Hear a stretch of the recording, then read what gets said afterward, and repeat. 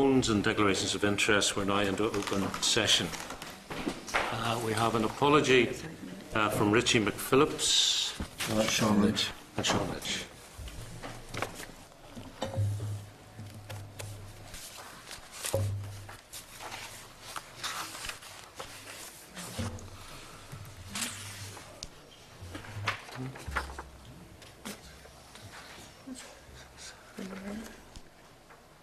Who's missing? No other apologies? William Irwin, no? Oh, yes, William. Is an apology? Yeah. As far as we know. And he walked in the door. This is very now walks. We done that for Willie Clark. 3 hints. Right. As we have members, we have visitors in the public gallery. I welcome 2 from Regent House who are in on work experience. Can I ask you all if you would do me the service of using Wi-Fi? So if you can go onto airplane mode, then switch on your Wi-Fi. I think it's NIA open, and you'll see the password on the laminated sheets on some of the chairs in the public gallery. Now, members, page 8 is a request from the chair of the panel of experts on redress, who would like to make an oral submission to us on the issue of redress for victims of historical abuse. This panel is an independent initiative which was set up by survivors groups, some individuals, and also academics, lawyers, human rights organisations, practitioners, and national and international experts. Are members content to offer a briefing session? Should we ask for a written submission in advance to guide us? Great. Thank you. Members, the EC UK Forum is meeting, perhaps I could say, in an urgency session on foot of the referendum. This is a forum that meets regularly, and it involves representatives from the House of Lords, European Affairs Committee, the Commons, and the 3 devolved administrations. So as European matters fall to this committee, I would normally represent us. They have scheduled a meeting for Monday, 4th of July. I am actually unable to attend, but the Deputy Chair has said he can. So are we content that Danny represents us? Yep. Thank you. Just some housekeeping next, members. As we move into recess, there are a couple of things that we need to...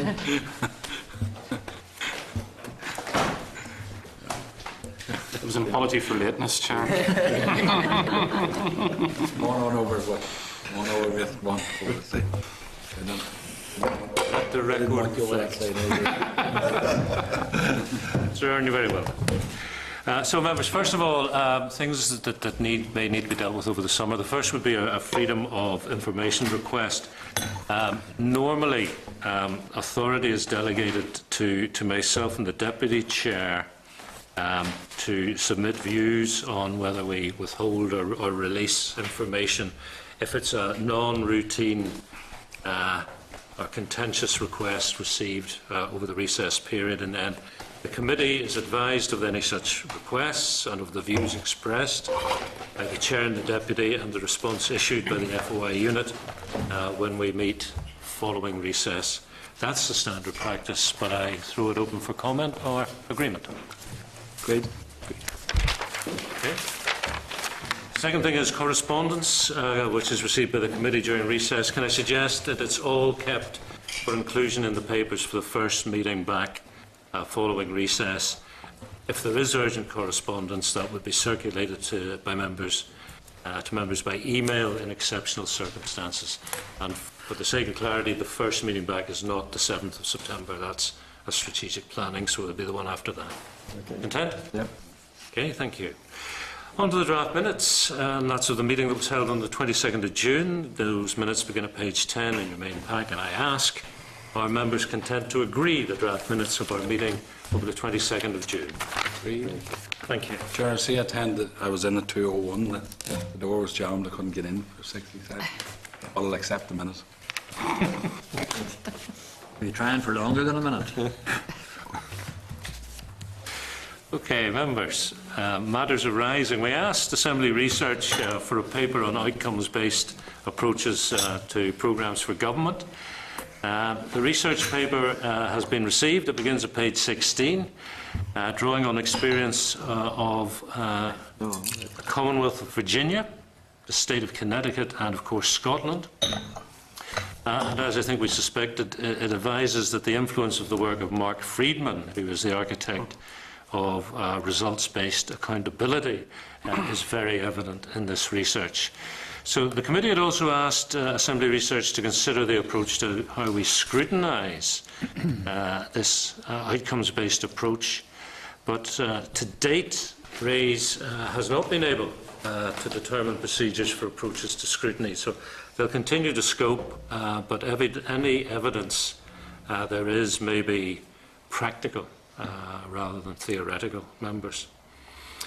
Would you like an oral briefing from Assembly Research on that paper at the beginning of the next term?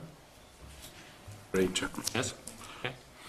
And are you content that we forward the research paper to the other statutory committees, because obviously it would be of some influence? Great, yeah. Yes. And also, this is something we would tend to have done in the last session. With a paper like this, publish it on the website? Yeah? Okay, thank you. And on the same theme, we did previously note that Mark Friedman will be in Belfast on the 10th and 11th of October, and we were to explore the possibility of a meeting. So Cathy's been in contact with the organisers of the conference that he's speaking at, and it's been suggested that we could hold an external meeting on either Monday the 10th or Tuesday the 11th of October, where he will be, which is at the waterfront, and invite him to come and meet us down there. Or, given that's a sitting day and it might be difficult for us en masse to vacate the building, we could host a reception here in Parliament Buildings to mark the official close of this two-day event. And that would allow him to come up, meet us for a session towards the end of the Tuesday, and then we would, say, host this reception. Now, I think the one issue would be costs. Yeah, Chair, I would need to look into the costs of it, but it may well be borne by the Conference hosting the organiser. summit, Yeah, I think we would obviously ask for conference organisers either to bear or share the costs. But as he seems to be such a highly influential figure in this central process, I would like the committee to give seriously positive consideration to a meeting, and it's either like there or here. Sure, given that it is a Tuesday and likely to be a sitting day, reception option, I think, could be explored. Or better. And it's agreed to share the cost, maybe, to be supportive of that, Chair. Okay.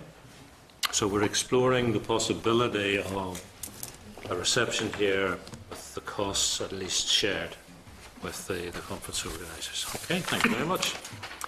So, to the first of our briefings from the Executive Office officials. This one will focus on the programme for government, on delivering social change, although we discussed that in some detail last week.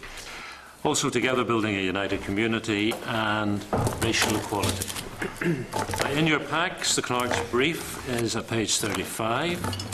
The departmental overview and key issues document begins at page 41. And please note, member, the clerk's brief provides information on the pages of the departmental documents which you may wish to refer to during this briefing. And the evaluation report of the summer camps pilot programme for 2015-16 is also there. And we had requested last week a timetable for the programme for government process, a breakdown of the June monitoring, the monitoring TBUG allocations, and the outcome of June monitoring for today's meeting. What has been provided is provided in table papers at page 3. So with us today we have Gráinne Killen, Acting Head of Good Relations and the TBUG Division. With Joe Reynolds, who's the Acting Head of Programme for Government, Delivering Social Change and Strategy Policy Division. And leading the team is Mark Brown, Director of Strategic Policy, Equality and Good Relations. Hardly seems like you've been away, Mark. It's always a Welcome pleasure, back. Chair. All yours. Thanks very much, Chair, for that introduction. Very pleased to be here again for the sequel to last week, and to update the committee on Strategic Policy, Equality and Good Relations Directorate, and in particular the Programme for Government. Delivering social change, although as you say, Chair, this was touched on last week, and together building a united community. Maybe if I just give a short overview of the work of the Directorate in those areas. Committee members will be aware that an outcomes-based approach is being taken to develop a new PFG, and that as a consequence the new programme will look considerably different to that used during previous mandates. The approach is characterised by a shift in focus from outputs to outcomes, and as the First Minister and Deputy First Minister have already indicated to the committee, this is intended to produce a PFG that targets real improvement to societal well-being by establishing cross-departmental and cross-sectoral delivery programmes supported and justified by hard evidence. I don't intend to rehearse the theory behind outcomes-based accountability, although I'll be happy, obviously, to take any questions committee members might have in that regard as the session goes on. I thought the committee might find it useful to get an update on where we are with plans for completing the PFG over the remainder of the year.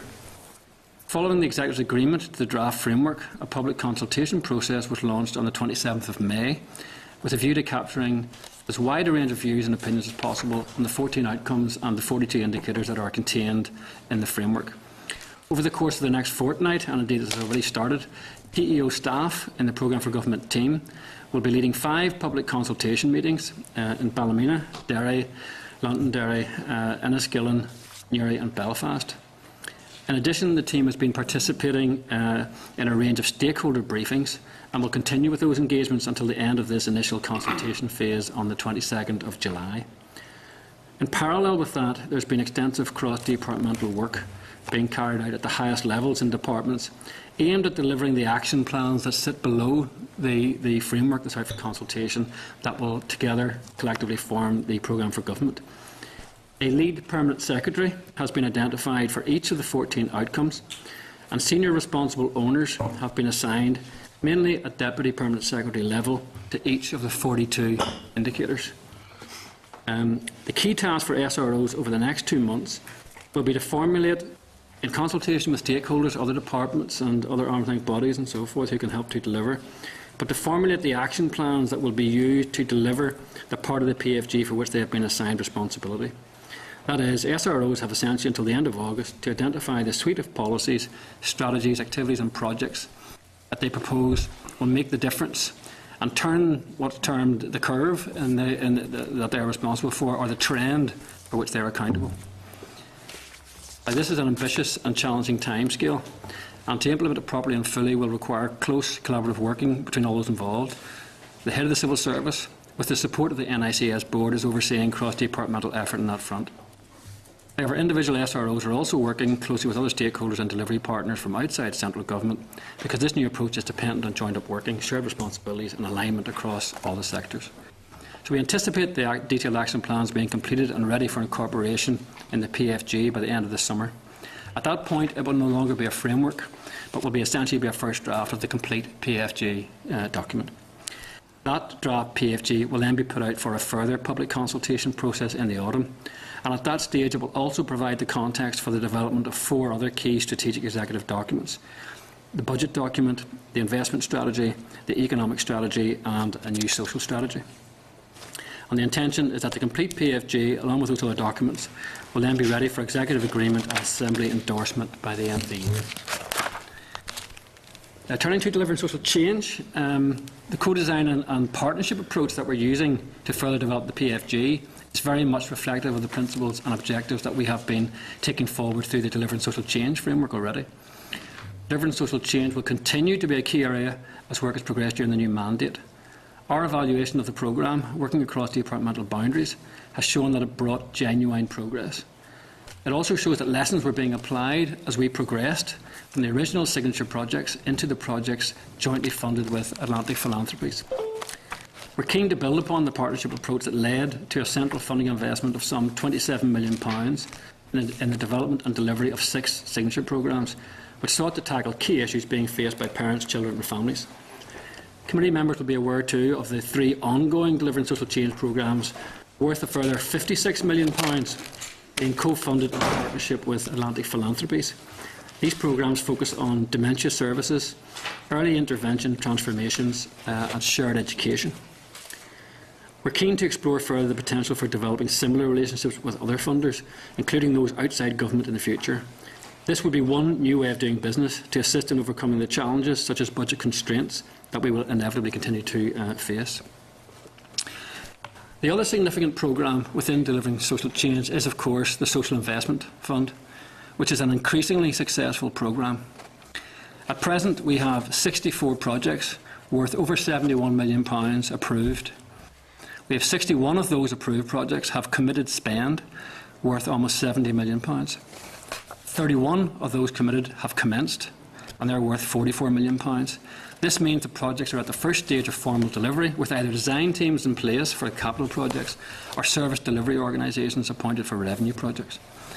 And then we have 14 of those that are commenced are actually operational, and they're worth over £25 million.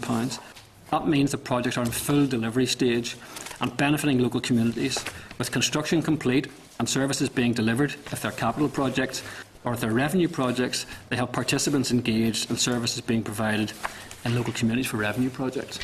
I know this has been a programme that's been of considerable interest to the Chair and to the Committee, it's one where we are increasingly seeing success. This morning I was at a launch of the West Belfast Works programme, which was opened by the Deputy First Minister and Junior Minister Ross. Programme worth £3.3 million, covering the Lower Falls and the Shankill. Had 416 participants. Some 204 of those people have found employment. It is a strong cross-community programme which is proving very, very successful and very popular with employers. Last week I was at the launch of the Bryson Street Surgery, which you'll be aware right on the interface there with the Short Strand and the Newtownards Road. Brand new surgery, £1 million investment from the Social Investment Fund. A surgery that's been in place for some 100 years, and I think the building looked as if it was previously looked as if it had been there for the full 100 years. It was almost derelict. We now have a state-of-the-art facility there, providing support to both sides of the community, with state-of-the-art, as I say, with very modern facilities, and taking that practice on from strength to strength. We have a whole programme of launches from now right through to the end of the year of programmes in the Social Investment Fund coming on stream. So this is a programme which is delivering and continuing to deliver for the most disadvantaged communities in our society. In relation to good relations in TBUC, we have the coordination and oversight role for the implementation of the wide range of actions and commitments within Together Building United Community, and we have lead responsibility for delivery of 2 of the 7 headline actions. And those 2 that follow the TEO are summer camps and urban villages. Aligned with this, the Directorate also has lead responsibility for work relating to race relations, including delivery of the Racial Equality Strategy and the Syrian Vulnerable Persons Resettlement Programme. To support the commitment in respect of improving good relations through these programmes, we have responsibility for a number of funding streams, including the Central Good Relations Fund, the District Council Good Relations Programme and the Minority Ethnic Development Fund. Just very briefly, I'd like to highlight some examples of the good work that's currently going on to deliver the Executive's commitment to improve community relations and build a united, shared and reconciled society. The Summer Camps Pilot Programme was very successful in 2015, with 101 summer camps delivered to over 4,200 young people across Northern Ireland. And our 2016 programme is well underway, with the Education Authority making good progress and issuing letters of offer to successful applicants. As members will be aware, the TEO took over responsibility for the delivery of the Urban Villages programme last June. The key focus of the past year, as well as making progress on the early projects, has been community engagement to inform the development of strategic frameworks for each area, setting out the priorities that communities have identified are important for their area. They will then provide the basis for detailed revenue programmes and capital programmes, which will be taken forward this year. The capital projects for 2016-17 are progressing, and a pipeline for 2017 onwards is being developed. In relation to funding, the Settlement Good Relations Fund has seen 37 groups awarded $1.6 million to date this year, with a further tranche expected shortly. Letters of offer have issued to all the groups funded under the North Belfast Good Relations Programme. All of the district councils have now received their letters of offer under the Local Council Good Relations Programme, and that totals some £3 million. And we are in the process of issuing letters of offer to successful applicants to the Minority Ethnic Development Fund. We made a real effort this year to try and meet the concerns we had from stakeholders about late notification, late decisions around allocations, to try and get these funds opened earlier and get letters of offer out earlier so the groups could plan. And I'm pleased to say we've made good progress across the range of programmes there. Allocations to depart from the Shared Future Fund, as committed to within a Fresh Start, have also been made as part of June monitoring. I reported on that last week. And in 2016-17, this will provide £12 million worth of funding and support to all of these vital good relations programmes. One of the recommendations to come from the committee's inquiry into TBUC was that the department consider the creation of a TBUC forum as an opportunity for the sector to engage constructively with the department. We've since established the TBUC Engagement Forum, and it's met on 2 occasions to date. The first meeting attracted over 100 attendees, and there were almost 200 at the second meeting, which we held in Girdwood Hub. And a third meeting has been arranged for September 2016 in Dungannon. The establishment of the forum has enabled voluntary and community sector organisations to influence the effective implementation of the TBUC strategy, focusing on the 4 TBUC priorities, and has enabled the department to communicate key messages to the sector. Finally, Chair, I'm pleased to report that we have now welcomed 3 groups of Syrian refugees to Northern Ireland. The first in December 2015 in Belfast. A second group arrived in April 2016, resettled in Derry and Londonderry. And the third group arrived just yesterday and will be settled in the Armagh, Banbridge and Craigavon Council areas. So, Chair, I hope that's given the committee a good sense of the significant work we're undertaking in these areas, and we are, of course, happy to take questions. Mark, thank you very much indeed. It's just on the refugees, was it the same sort of number as the previous 2 tranches, i.e. around 50? There were about 57 people in the group, broadly the same, yes, making up, comprising 13 families. Some 25 of the group were children, of which 17 were of school age, and there were a small number required wheelchair assistance. Do we know about their psychological state? Do any require intense support? We wouldn't know at this stage, Chair. I mean, those sorts of things will emerge as they are integrated and as there's contact with the caseworkers that are assigned to each family. Those needs will be identified and then they'll be picked up. Members, if you're content, I would suggest that we do the questioning in blocks: Programme for Government, Social Investment Fund and the rest. One other issue, Mark, obviously last week we asked you to come back with certain information, and we have had a breakdown of the 7.4 mil allocated during June monitoring for TBUC. Also a written paper on the outcome of June monitoring and a draft timetable for the PFG. We didn't get the bids from June monitoring, but in fairness, you did warn us we wouldn't. I did explain in some detail, I think, Chair, last week what the process was. Having seen in black and white the June monitoring, I just want to go back to Shackleton Barracks for a moment, because it is clear that as well as releasing land for Dard, 621 acres of the Shackleton site was sold commercially to the MJM Group for £1 million towards the end of April of this year. Now that is £1,610 per acre.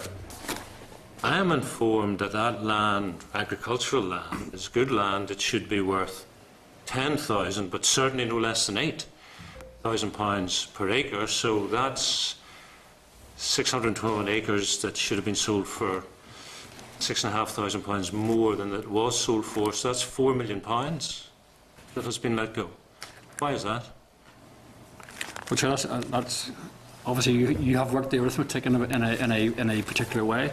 The guidance on that commercial value. The guidance that as accounting officer I have in approving a sale is that we must reach the LPS value for any given site.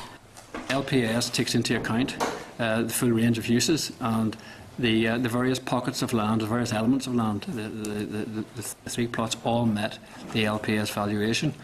But I think it's also important to say that a key aim that was set out by the First and Deputy First Minister was that they weren't simply interested in the value of the land. In fact, that was not the least that they were worried in, but that was the lower of their top priorities. Their key priorities were around the economic and social development of the site. They were interested in the potential that there was for the community to benefit. They were interested in the environmental benefits, and particularly they were interested in the number of jobs that could be created, both now and potentially in the future for the economic development of the site. So price, in fact, was at the lower end of their scale of priorities. And that was a ministerial decision? That was a ministerial view reflected in the criteria that was applied. But I would emphasise again, it's my job to get value for money. That was determined by the LPS valuation, and that was secured in respect to the site. Have you had any sense of the initial responses to the Programme for Government framework, and if so, can you pass it on to us? I think I'll let Joe say something about that. We do have an online element to respond, and I know there have been several hundred responses at least coming in, but Joe, you maybe know a little bit more about the detail of that. Sure, I was checking just before it came up, and unusually I think for responses to public policy consultations of this kind, in the first week we'd received over 150 responses to the online survey, and that has grown to, by yesterday, just over 400 responses. Not all of those responses are complete, because it's an online survey. People can choose which questions they want to address and which they want to leave out. But nevertheless, it gives us a substantial flavour.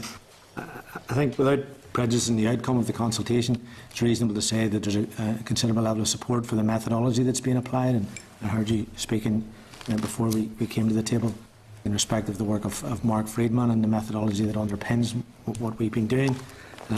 Great deal of support for that, some support for the outcomes. And then other views being expressed about the detail then when we get into indicators and measures. As I say, I don't want to prejudice the outcome of that consultation period. It'll run to the 22nd of July, and we'll be able to conduct a thorough analysis at that point. The statistical analysis of the reactions in respect of support for or opposition to individual indicators will be available immediately after the close of consultation. But not before? Did the department meet Mark Friedman, work with him, or simply study his work? Friedman has been in Northern Ireland, I understand, on 3 occasions, and I think we've had some level of contact with him on each one of those occasions, and we are working closely with him. Indeed, I heard you refer to the conference that's forthcoming from his sister organisation in October, and we're working alongside the conference organisers to make sure that we can benefit from that experience as well. Would you say it would be a good idea for the committee to meet him? It'd be a matter for the committee to decide whether or not it should do that. We could obviously expand the invitation list to departmental officials if they wanted to club in. I think, Charles, there have been contact with Mr. Friedman. He is a very interesting character. The outcome-based accountability is the approach that we are taking for the Programme for Government. So I think the more contact there is with him, so he can explain it firsthand, his approach, the better for everyone. There's reference in the PFG to a data development agenda. Flesh that out for me, please, Joe. That's a term that comes from the methodology that Friedman has described under what is known in America as results-based accountability, what is known in Europe as outcome-based accountability. Essentially what that says is that whenever you've gone through the process of identifying the outcomes you're trying to achieve, scored through the story behind the story behind the baseline, I think is the terminology that's used in the methodology, about why we are in the situation we're in, why it is a good thing to work towards that outcome. Then we try to identify indicators and measures that we would use, so there's quantifiable progress reports of delivery. And in some cases there won't be a specific piece of data, a specific measure readily available, and therefore it's recommended as part of the methodology that where those gaps exist, that there should be a data development agenda, that people should work to identify which quantifiable measures they'll use as part of that theory. Indeed, in the draft programme that we've put out for consultation, the 42 indicators are underpinned by the suggestion of 42 statistical measures, and to date we've only identified in the draft programme 33 of them. So the data development agenda would work towards the achievement of filling the gaps, finding the other 9. skip forward to the 22nd or 23rd of July, Joe. Somebody goes on the website. What sort of information are they going to find about the consultation? Well, I'm not sure you'll find it on the 22nd or the 23rd. The 23rd is a Saturday. We hope by the 25th, by the Monday, to be able to do a statistical analysis of how many people have replied to tell us that they supported or otherwise the individual outcomes and indicators. In the first instance, that information obviously be relayed to ministers to take their view on it, but it would be a slightly longer period of time before we would have a thorough analysis of the narrative responses, because as well as simply indicating support for an individual outcome or indicator, people are invited to give us comments about the extent to which they support them, or proposals or suggestions for alternatives. Is there now a PFG unit within the Executive Office? Yes. What does that look like? How many people? What's it at? Well, there's two aspects to that. There was an existing PFG unit, and we had always intended to expand that in light of the new approach to the new outcomes approach. The First and Deputy First Minister have been particularly keen to ensure that this whole programme is driven clearly from the top, to ensure that there was a unit headed at senior level within the department. So there will be an additional Grade 3 appointed to the department, in fact coming on Monday, to head up that unit and working in support of the head of the Civil Service, who is the senior responsible officer for the entire programme for government, who will be reporting into the Executive. So in that way we'll make sure that we have right from the top clear senior oversight of progress across all the outcomes and all the indicators, and that will be replicated, as we say, in the Executive Office. Keep me right here, saying so you'll have Malcolm McKibben as head of the Civil Service, Yeah. and at Grade 3 level there'll be yourself, Stephen Grimison, and another. Yes. Can you tell us anything about it? Yes, it's Katrina Godfrey is coming from Department of Education. She previously worked in OFMDFM some time ago. She's coming to us on Monday. The head of the Civil Service as SRO, he will be supported by the NICS board of all permanent secretaries, who will make sure that there's appropriate progress and oversight. And the specific information gathering and monitoring and so forth will be done by that unit within the Executive Office, headed up by Katrina and supported by Joe and his staff. Any implications from the referendum last week? You mean in terms of the programme for government, or? In terms of the work and for implementation, in terms of Malcolm McKibben and the permanent secretaries, in terms of this unit? Well, in terms of the programme for government and this unit, the programme for government framework at present is obviously set at a high level, and I don't think that it is directly affected by the decision last week. As we work through the action plans which underpin that framework, clearly they will have to take account of what the potential impact might be.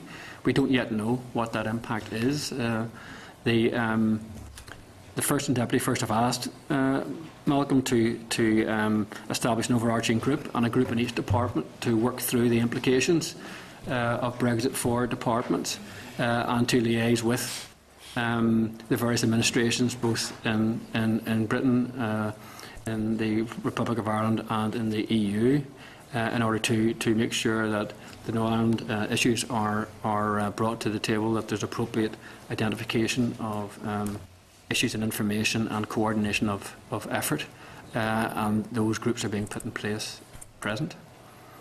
In terms of developing the departmental action plans, is it a reasonable working assumption that after the 22nd of July there will be no kind of seismic change to the draft framework, and therefore you are working on drafts for action plans already rather than waiting for the 25th? Well, the draft action plans will work on the basis of the framework that's out for consultation. Clearly, if there are any significant changes that come through in the consultation to that framework, those action plans will have to be tweaked, but I think that would be a relatively straightforward process. I don't imagine having a huge impact action plans. Thank you. Cal? Yeah, Chair, just want to ask a question on SIF, if I may, at this point? Or? Well, I have just one more. Does anybody else on programme for government? Just in the absence of the programme for government, which we now know we will not get to the end of the calendar year, and again, how do we advise, how do we scrutinise, how do you benchmark your activity? Well, clearly we are working off, in all departments, we're working off departmental business plans. We're working on the basis of the budget settlement that we have received. So there will be the opportunity for the committee to ask questions and to advise in a normal way through these meetings and through scrutiny of our business plan. I don't mean this as a criticism, but you accept that it is actually the fact that, given we're moving towards outcome-based, which is very easily measured, we are actually in a bit of a hiatus for the next few months. Well, I think, in a sense, in terms of moving to a new programme for government, clearly it takes time to put that new structure in place. And it's important that the appropriate time is taken to establish a new programme for government on the outcomes basis. Otherwise, it purely becomes a paper exercise. And it's very, very important that that is not the case. However, all departments will have a clear programme. All of them will have clear actions they're going to take over the year. So there's no hiatus in the sense of departments not being aware of what they're doing. But clearly that overarching framework has not been fully developed and put in place through the programme for government as yet. Okay. Well, let's move on to SIF and DSC. Carol. Thank you, Chair. Just declaring interest because I'm on the Southern Zone SIF group, Chair. Just in terms of the overall number of projects, down here at 56, have you any idea of the total number of projects that we'll end up with right across the board? Right across Well, the lines? yes, there were some 70 projects were prioritised by steering groups. And we're working with those to try and gain approvals. Now, not all of those will necessarily come through to fruition because there are issues around whether some of them are viable and will get through the business case approval process, and indeed whether there's sufficient funding to cover, because in some cases the projects that were identified as they were worked through the business case process, the cost went up for a whole range of reasons, and it has meant there have had to be decisions taken in some areas that some projects have to be a lower priority. So I don't envisage the full 70 will go through, but it will be somewhere close to the 70. I mean, at the moment, we have 64 projects which are approved. The maximum is going to be 70, so it'll be somewhere between the two will be the final number.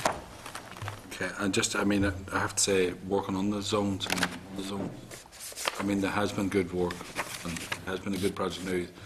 I know members have criticised it on the floor of the House, but from a personal perspective, there's been a lot of good work and a lot of good achievements out there in some of the groups that I know. And I know there's a few teething problems, and maybe to look at it again, if it was to be done again, we'd certainly do it a different way. And just in terms of some of the, you said there, you've committed, it's the 80 million to it. Some of the projects has risen substantially, obviously, over the whatever number of years it is now. Yeah.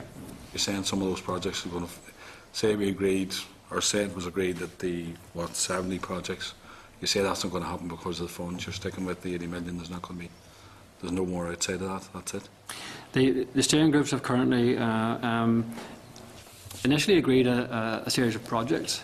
Mm-hmm. As the cost went up, we went back to steering groups and asked and indicated to a number of them that the cost now exceeded, the cost of the projects they had prioritised exceeded the amount available, and asked them to take decisions to bring themselves back within the amount available. And that's why some projects that previously may have had the potential to be approved have now had to be put on hold because of the increase in costs and that issue around affordability.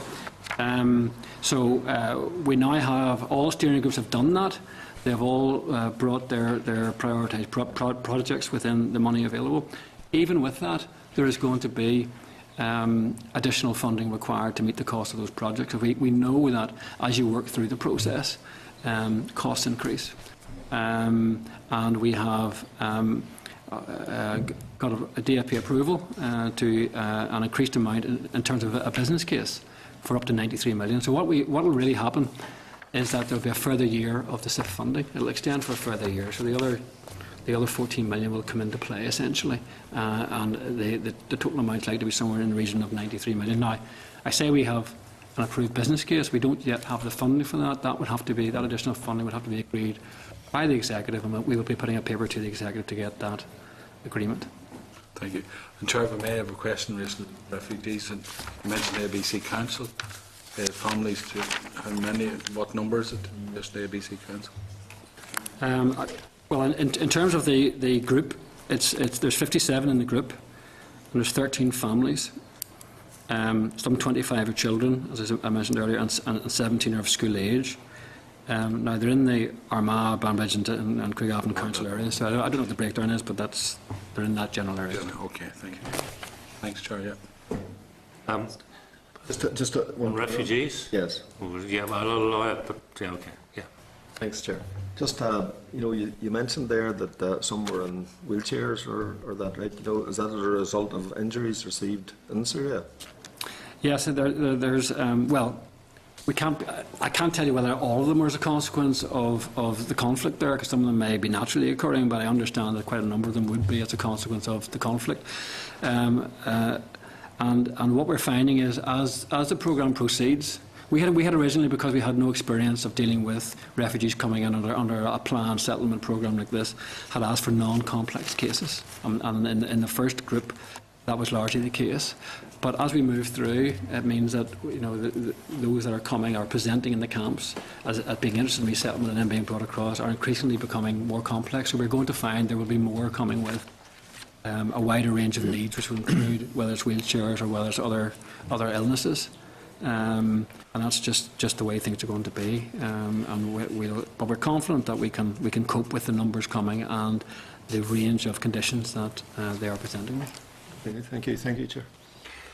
In terms of the steering groups for the Social Investment Fund, Mark, were they populated as originally intended, i.e. with members of the statutory, community and voluntary sectors, and specifically the business community?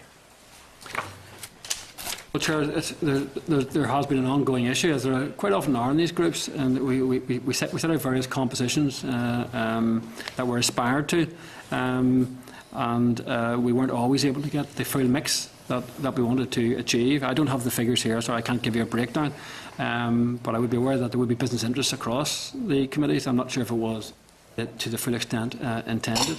But as the groups have gone on, and they have been in place for some time, there's no doubt that there has been an attrition in terms of members and of attendance. This is an ongoing problem. However, as we are moving fuller into the programme, the role of the groups in practice is diminishing, because the key role was to identify the projects, to prioritise the projects. Then really the department kicks in terms of the actual delivery. So we're really now in delivery mode. So it's really over to the department and the lead partners to drive them through and get the projects finished. And the role of the steering group isn't as significant as it would have been at the start of the process. How many applicants, as it were, have expressed frustration on the grounds that they put in a costed project, and because of the delay, the costs have taken them back out of the ballpark, as you've just discussed with Calvin? I wouldn't have that information, Chair. It wouldn't be correct to say that it was the time taken from the inception of the idea to the approval of the business case that led to the increase in costs. In some cases that would have been the case simply because construction inflation has gone up. But what was probably a bigger issue was that many of the ideas that came forward when they were initially assessed, and in the main this was done through private consultants, some of the costings were entirely unrealistic. Yeah. And when they came into the department for us to review those, we had to substantially, in some cases, the cost doubled and trebled. So some of these costs were not accurate from the outset, and that, I think, is the main source of the significant changes. Now, in addition to that, as you work through, you get construction inflation, as I mentioned, and as you start looking at things like the ground conditions or the actual, you get more detailed surveys of the building, you can come up with additional problems which increase costs, and that happens in every capital project, so that's not really a great surprise. Well, how critical are you being these consultants? Because every SIF zonal group had a consultancy attached to it, yes? Well, they were put out to a range of consultants, and reference has been made to what we would do differently if we were doing this again, and there would be a range of things that we would do.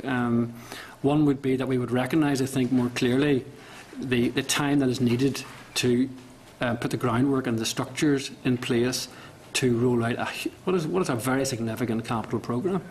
I think the second thing that we would do is that we would certainly want to retain the identification of priorities at local level, but we want to bring in at an earlier stage expert advice around the costs and the opportunities and the options around that, so that when groups were bringing the projects forward, they had a better sense of what the real costs and practicalities of some of the ideas actually were. And I think bringing that in at an earlier stage would have saved a lot of time that's been lost later on, and would have led to more reasonable and robust decisions being taken. So the consultants didn't have that expertise and knowledge? The process, I don't want to suggest that this was all down to consultants. I think. Okay, well, let me cut to the chase. Did you have an expectation to begin with that the consultants would have that knowledge or would know to go and seek from elsewhere? I think that's a reasonable expectation to have of those who were brought in to provide that advice. So I'm the consultant, I'm sitting at the SIF. You would have expected me to say either this is what this is going to cost, or SIF committee, I think we need to bring somebody in who has the expertise to tell us what this is going to cost. I would certainly expect the consultants to have been able to ask the right questions to ensure the economic appraisal was robust, and that any costs contained within it had been obtained in an appropriate way from those who were qualified to give accurate costings. To what extent overall did they fail? Well, it was a significant factor in the time that was taken over this entire process, because significant numbers of the business cases had to be started more or less from scratch, and a significant amount of further information had to be sought back to steering groups, which I know was a source of frustration to steering groups who felt they had previously given a lot of this information. I ask Mark because from memory, in the last mandate, only one consultancy was identified as not having been up to scratch, but it sounds from what you're saying as if it was multiple SIF steering groups. Well, I think the point was that the level of work wasn't such that we could identify the work as being completely substandard, but was such that it required significant additional work to get the cases to the point where they could be approved. As I say, it's a learning point for us. We wouldn't have such a distributed model if we were doing it again. We would try and get the ideas from the local community and bring in experts right from the start to identify the range of options, to give effect to an idea and to get better costings from the outset, so there's a more realistic assessment of what can be done and what the cost would be. That would be a key learning point. And that's a learning point. If you look at urban villages, that's exactly what we're doing in urban villages. So we've taken the learning from SIF and we're applying it across other parts of the department. Okay, but so I don't misquote you, you had a reasonable expectation which was not always met. We had a reasonable expectation, yes, that the process would work, and it caused very significant problems. Okay. But again, this is the learning you take from these kinds of programmes. Appreciate that. Danny, Deputy Chair. Thank you, Chairman. Thank you. You're very welcome. Just to continue that, always impressed by the capacity of senior civil servants to be able to argue that the people that they employed and carry out projects and schemes ultimately failed because of other reasons. What about then the oversight of the consultant? I mean, where do we pick it up? Is there, I mean, what lessons have been learned in terms of identifying consultants who will provide a more rounded service in terms of all singing, all dancing, be able to identify cost factors? Seems to be a really big issue. Yeah. Given that it's not the fault of civil service, you know, you have to blame somebody, but blame the consultants. I think what I was describing was the lessons that we've learned from the process, and I think that's what we need to do in all of these.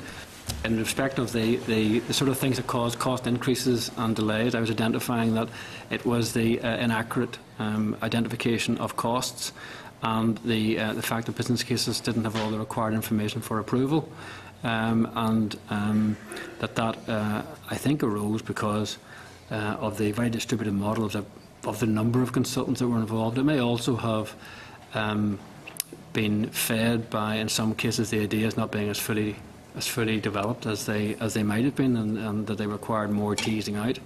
But the lesson is in taking forward a programme like this, that we need to make sure from an early stage we get the right expert advice in and we get the accurate costings in, so that decisions can be taken on firmer and clearer evidence.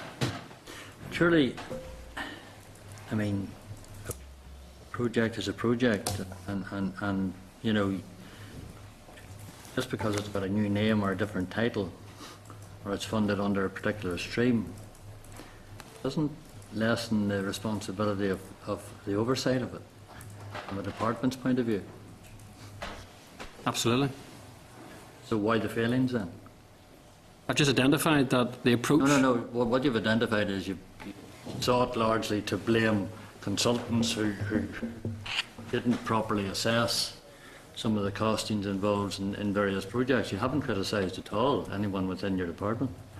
What I was indicating was a problem that emerged in the early stage which caused delays and led to cost escalations. Why would that be? Given that, you know, the department has a record overall of providing, of bringing forward projects. Why would it suddenly emerge in this?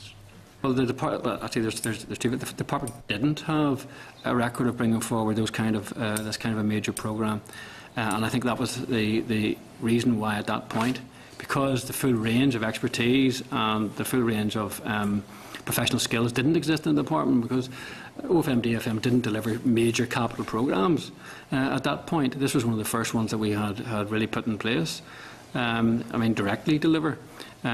So it was a reasonable approach to take to say that the steering group should identify the projects and that they should come into the department with appraisals already completed. And I think it's reasonable to make an assumption that if there are professional consultants engaged to complete business cases, which are meat and drink, to accommodate that they should be of the requisite standard. And who appoints who brings forward the register of appropriately qualified consultants? Well, the consultants, I don't know the detail. I suspect they were taken off the approved call-off list that the Civil Service has, which is based on a tendering process. There's a list there, and there are qualified and accredited professional consultants who are available there. But they're somewhat inadequate in terms of the service that they provide. In this instance, the quality of the work that we received and the amount of extra work that had to be done led to delays in the programme being taken forward and led to significant cost escalations. It was a factor. I'm not saying it was the only factor, but it was an important factor. So how do you fix it? Well, as I think I indicated, we wouldn't do it that way going forward, or certainly I wouldn't be recommending that we do it that way going forward. I would be suggesting that we keep the important local input, because that's where the ideas and priorities come from. Get the ideas identified and then bring in those who have professional expertise at an early point to help to advise those on a group how their idea can be put into practice. So you might have urban designers in, you might have architects in, and to develop an idea then and get it properly costed and a business case approved from the outset with realistic costs in it. That would have resolved a significant number of the issues that emerged in the early stages of SIF. But again, this was a new approach, and what we're doing is refining the model. And as I mentioned, we are taking this approach in urban villages because we have within the urban villages team, we have urban designers, and we have them working with local people to try and identify how to give effect to the things that they want to have in their area. And right from the start we get CPD, the Central Procurement Directorate, involved to get accurate costs, and we build that in from the outset. So that's the model we're using in urban villages, and that builds very much on the lessons we learned from SIF. So the hope is that it will not happen again. Well, I would hope it won't happen again. I would hope that But you couldn't the discount lessons... the possibility. Of course, I couldn't discount the possibility that something might happen again, but what we're doing in the department is making sure the lessons learned are copied across the department. We have a series of seminars, for example, where we set out where those who've been working in areas give an example of how things went and what the lessons learned were. We've had one in SIF, we've had one in various other areas. So that learning is ongoing within the department, and we're trying to make sure we have that cross-fertilisation of ideas and learning all the time. Hard not to conclude that there's an element of Pontius Pilate about it, but anyway. One of the early successes of the Delivering Social Change was the literacy and numeracy programme, right, where over 18,000 primary and post-primary school children had been given additional maths and English support. And of course that programme was famously cut. Anybody see the merit of establishing that or keeping it on a more permanent basis? Well, that is ultimately a matter for the Department for Education. The philosophy behind the Delivering Social Change programmes is that they are there to identify new ways and new approaches and to test those out. That funding is provided to create that time and that space and to demonstrate that a particular approach will work. The intention then is that, if possible, will be mainstreamed into departmental practice. Now that, of course, depends on the nature of the particular project and on the availability of funds. In this case, the Department for Education wasn't able to take it forward in precisely the format that it had taken under DSC. They did have a legacy programme where they identified the learning that they had from the programme and they promulgated that to all the schools and to the teachers.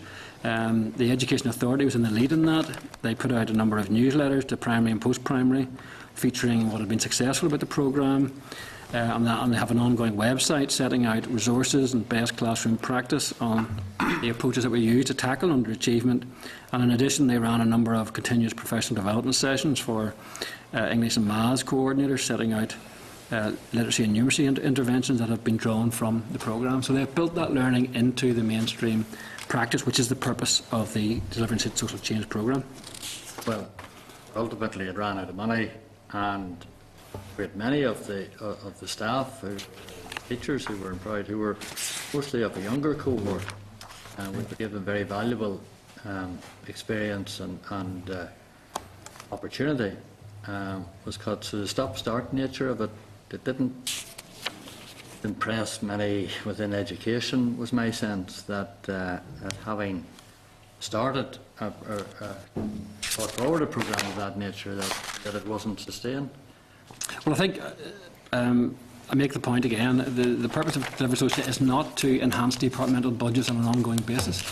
The purpose of Delivering Social Change is to identify new ways of doing things that can be built into mainstream practice, and if there's further costs associated with that, it's for the department to pick those up. As we've moved to the second phase of Delivering Social Change projects, again, picking up the learning, we talked about learning earlier on, we have focused very much on those projects that can be mainstreamed at very little cost, so focused mainly on changing practice.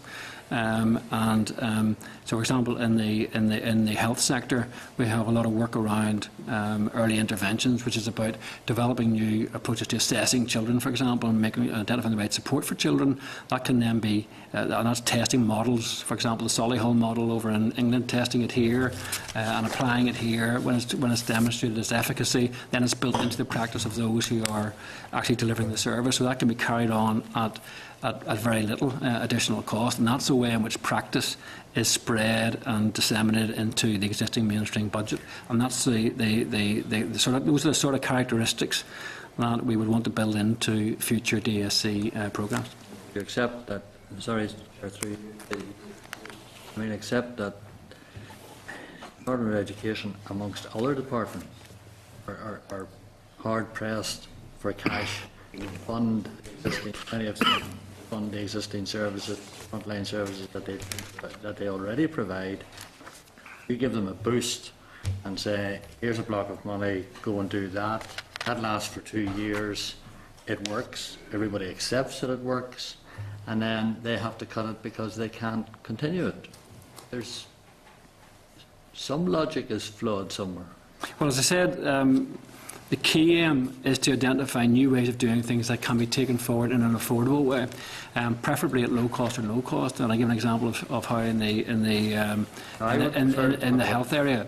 Sorry, I prefer to talk about the example that I raised. Oh, exactly. But I am talking about the programme. That programme effectively folded.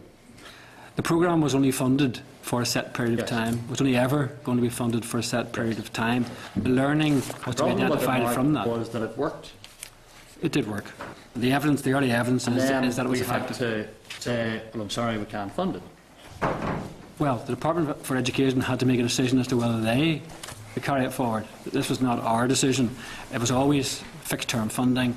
The learning was developed. It was disseminated through the legacy programme. The learning was taken from it.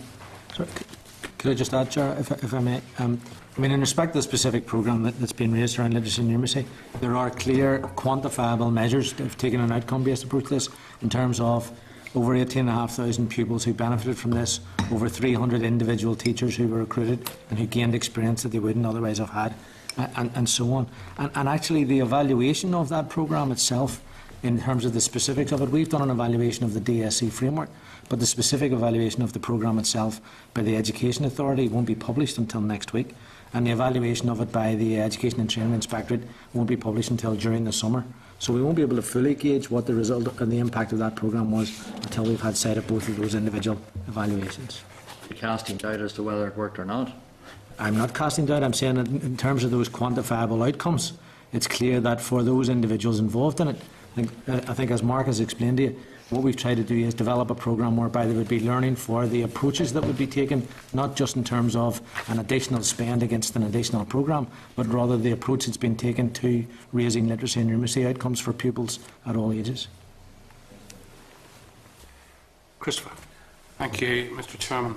Just in relation to the consultants whose sort of advice was subsequently shown to be pretty poor, are they now off the approved list?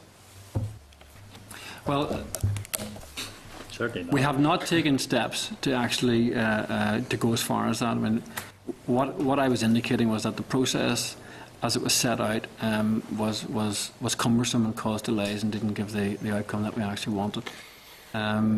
So, if we were taking this forward again, we would do things differently. Are you saying that's because of the way the process was structured, or it's because of the standard of advice that was given by the consultants? I think it's a mixture of both of those. I think the structure, while it had considerable merit, was always going to take a significant time to be put in place, and that the actual target then that went against that was somewhat ambitious. But there were some issues with the quality. There's no question. There were issues with the quality of the business case that we actually received, which held us up because we had to do further work on them. Right. Just in terms of decision-making processes, because I know that there's repeatedly, not by anyone around this table, there's been repeated sort of comments passed with regard to the decision-making processes. Just to be clear, the projects that were identified by the people who sat on the steering groups, not by the department. Absolutely, yes. That was a key part of the programme. Yeah, and in various areas, I appreciate what the Chair has said with regard to, in some areas, a lack of sort of business input, but in the various areas, strenuous effort was put in to ensure that the steering groups were as representative as could be of the areas in which they operated. Absolutely. I mean, I would add that the range of projects coming forward, are impressive. I mean, we have employment projects of some £18.5 million going into employment projects.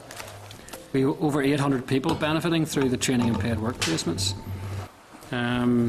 So we have early intervention projects.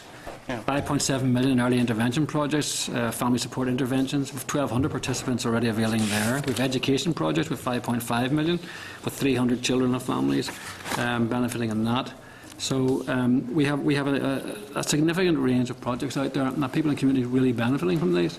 So we shouldn't get distracted unduly by some of the process. The fact is, this programme is delivering big style for communities out there. Oh, I don't doubt that. In terms of, you say that the lessons from SIF and the difficulties that arose have been learned in terms of the urban villages and the delivery of that. Obviously, one of the urban village areas is my constituency, and I hope to be opening an office in the heart of it soon in terms of the urban villages area. So, sort of Sandy Road, Donegal Pass and the markets. Obviously there's a lot of enthusiasm in terms of seeing that delivered on the ground. Could you detail just the lessons that have been learned in terms of how you think urban villages will be delivered better, more swiftly than the Social Investment Fund was? Yes, I'd be happy to do that. I think one of the first key things that we have done around Urban Village is to make sure that the time frame is more realistic. We recognise that if you're going to have genuine community engagement, and if you're going to work through some assessment of what the needs and priorities are in an area, you need to set aside the appropriate time for that and get the agreement of the community to that. So that's the first lesson. Now that was central to SIF. We've now just simply recognised that it's going to take longer than perhaps might previously have been envisaged. I think the second thing is, as I mentioned before, and having in the team that's helping us to deliver this, some of the expertise that is needed. So we have urban designers there. We have people who are experienced in capital programmes who can at an early stage look at projects, who can help to perhaps help communities to have more ambition around some of their ideas, because often it's quite difficult when you're sitting in a particular area. You have some sense of what you need, but you tend to look at what's happening elsewhere and you say, I want one of those. And sometimes when you bring in urban designers, where you can help to expand what is thought to be possible in there, bring in new ideas, practice from elsewhere, so we can develop the ideas further. I think that's been an important thing. We also have brought in the experts in terms of costings at an earlier stage. So we're talking about the Central Procurement Director at an early stage to get realistic costs. But also delivering the actual delivery of this will be largely through departments and through the councils who are experienced in capital delivery, and therefore we're able to avail of their expertise and process. I think that helps, and I think all of that will mean we will have a better rooted programme with more realistic time frames, which will better meet the needs of those communities. Thank you. I'm going to take exception, Mark, with your assertion that we should not be distracted by the process. I believe this committee should be scrutinising the process that you published, and asking questions and understanding why the process is not delivered as published. And I'll put on the record once again, I have no difficulty with the concept of the Social Investment Fund, but I reserve the right to ask questions about why it was not delivered as promised and on time. Happy to take that comment, Chair, and apologise. I perhaps didn't phrase that as I meant. Well, I think what I would have preferred to say was we should not allow that to detract, perhaps, from the success of the programme. I'll accept that. And my point is simply the Bryson Street Surgery, for example, is a great facility and will be next year, but would have been last year had it been delivered in that timely manner. William. Thank you, Mr. Chairman. And then you, in relation to consultants and projects, and I'm quite aware of this, but some criticism of consultants, and I'm not saying it's not warranted, but I am aware that in some projects, consultants felt that central procurement was putting Belfast prices on, and their view would have been that in Fermanagh or Armagh it's quite possible to have completed a project for considerably less than central procurement was stating. Am I right or wrong in that? Well, that was a concern. You know, we are criticising local consultants, but in some cases they felt that the central procurement were putting Belfast prices on, where they felt in some cases the projects could have been completed for much less. Well, I wouldn't disagree that in some areas there was a view that things could have been done cheaper had they gone to someone who was more local, and that perception seemed to come through. But sometimes that was based on a slightly different interpretation of what was being delivered. We have a requirement to work through CPD. We have a requirement to work through those processes, so that's the process we have to apply. And CPD will also have to apply certain standards which are required when government is engaged in putting a building in place. And those standards may not be fully appreciated by others who are putting prices in place. So there can be a little bit of misunderstanding of the actual spec. But either way, the process that we have to go through and the mechanism we have to use is the central procurement directorate route, which in the round sense and in the round creates and generates savings for the civil service and for departments as a whole. You did say that the 80 million you hope will be increased to 93 million. How many projects are going to lose out, do you reckon, because of not enough funding? Well, I couldn't actually answer that at this point in time, because that will depend on whether the projects are viable in the first place. And there's a couple we have to go through the process to see whether it actually whether it's a viable project there. And there's one or two of them, in our estimation, are unlikely to pass that hurdle. And I think some of the steering groups accept that. So there's some of those projects out of the 70, I think even the steering groups would accept. They are not likely to get past a business case. And one or two other cases, there is a pressure in terms of funding in the steering group area. And I'm afraid that the steering groups are going to have to live within the budget that has been allocated. So some of those are on hold. I don't have the precise number, but it's a small number at present. I don't understand critical because I believe there's been some excellent projects before on the SIF. So the more that can get funding, the better. It's unfortunate there's some ways out.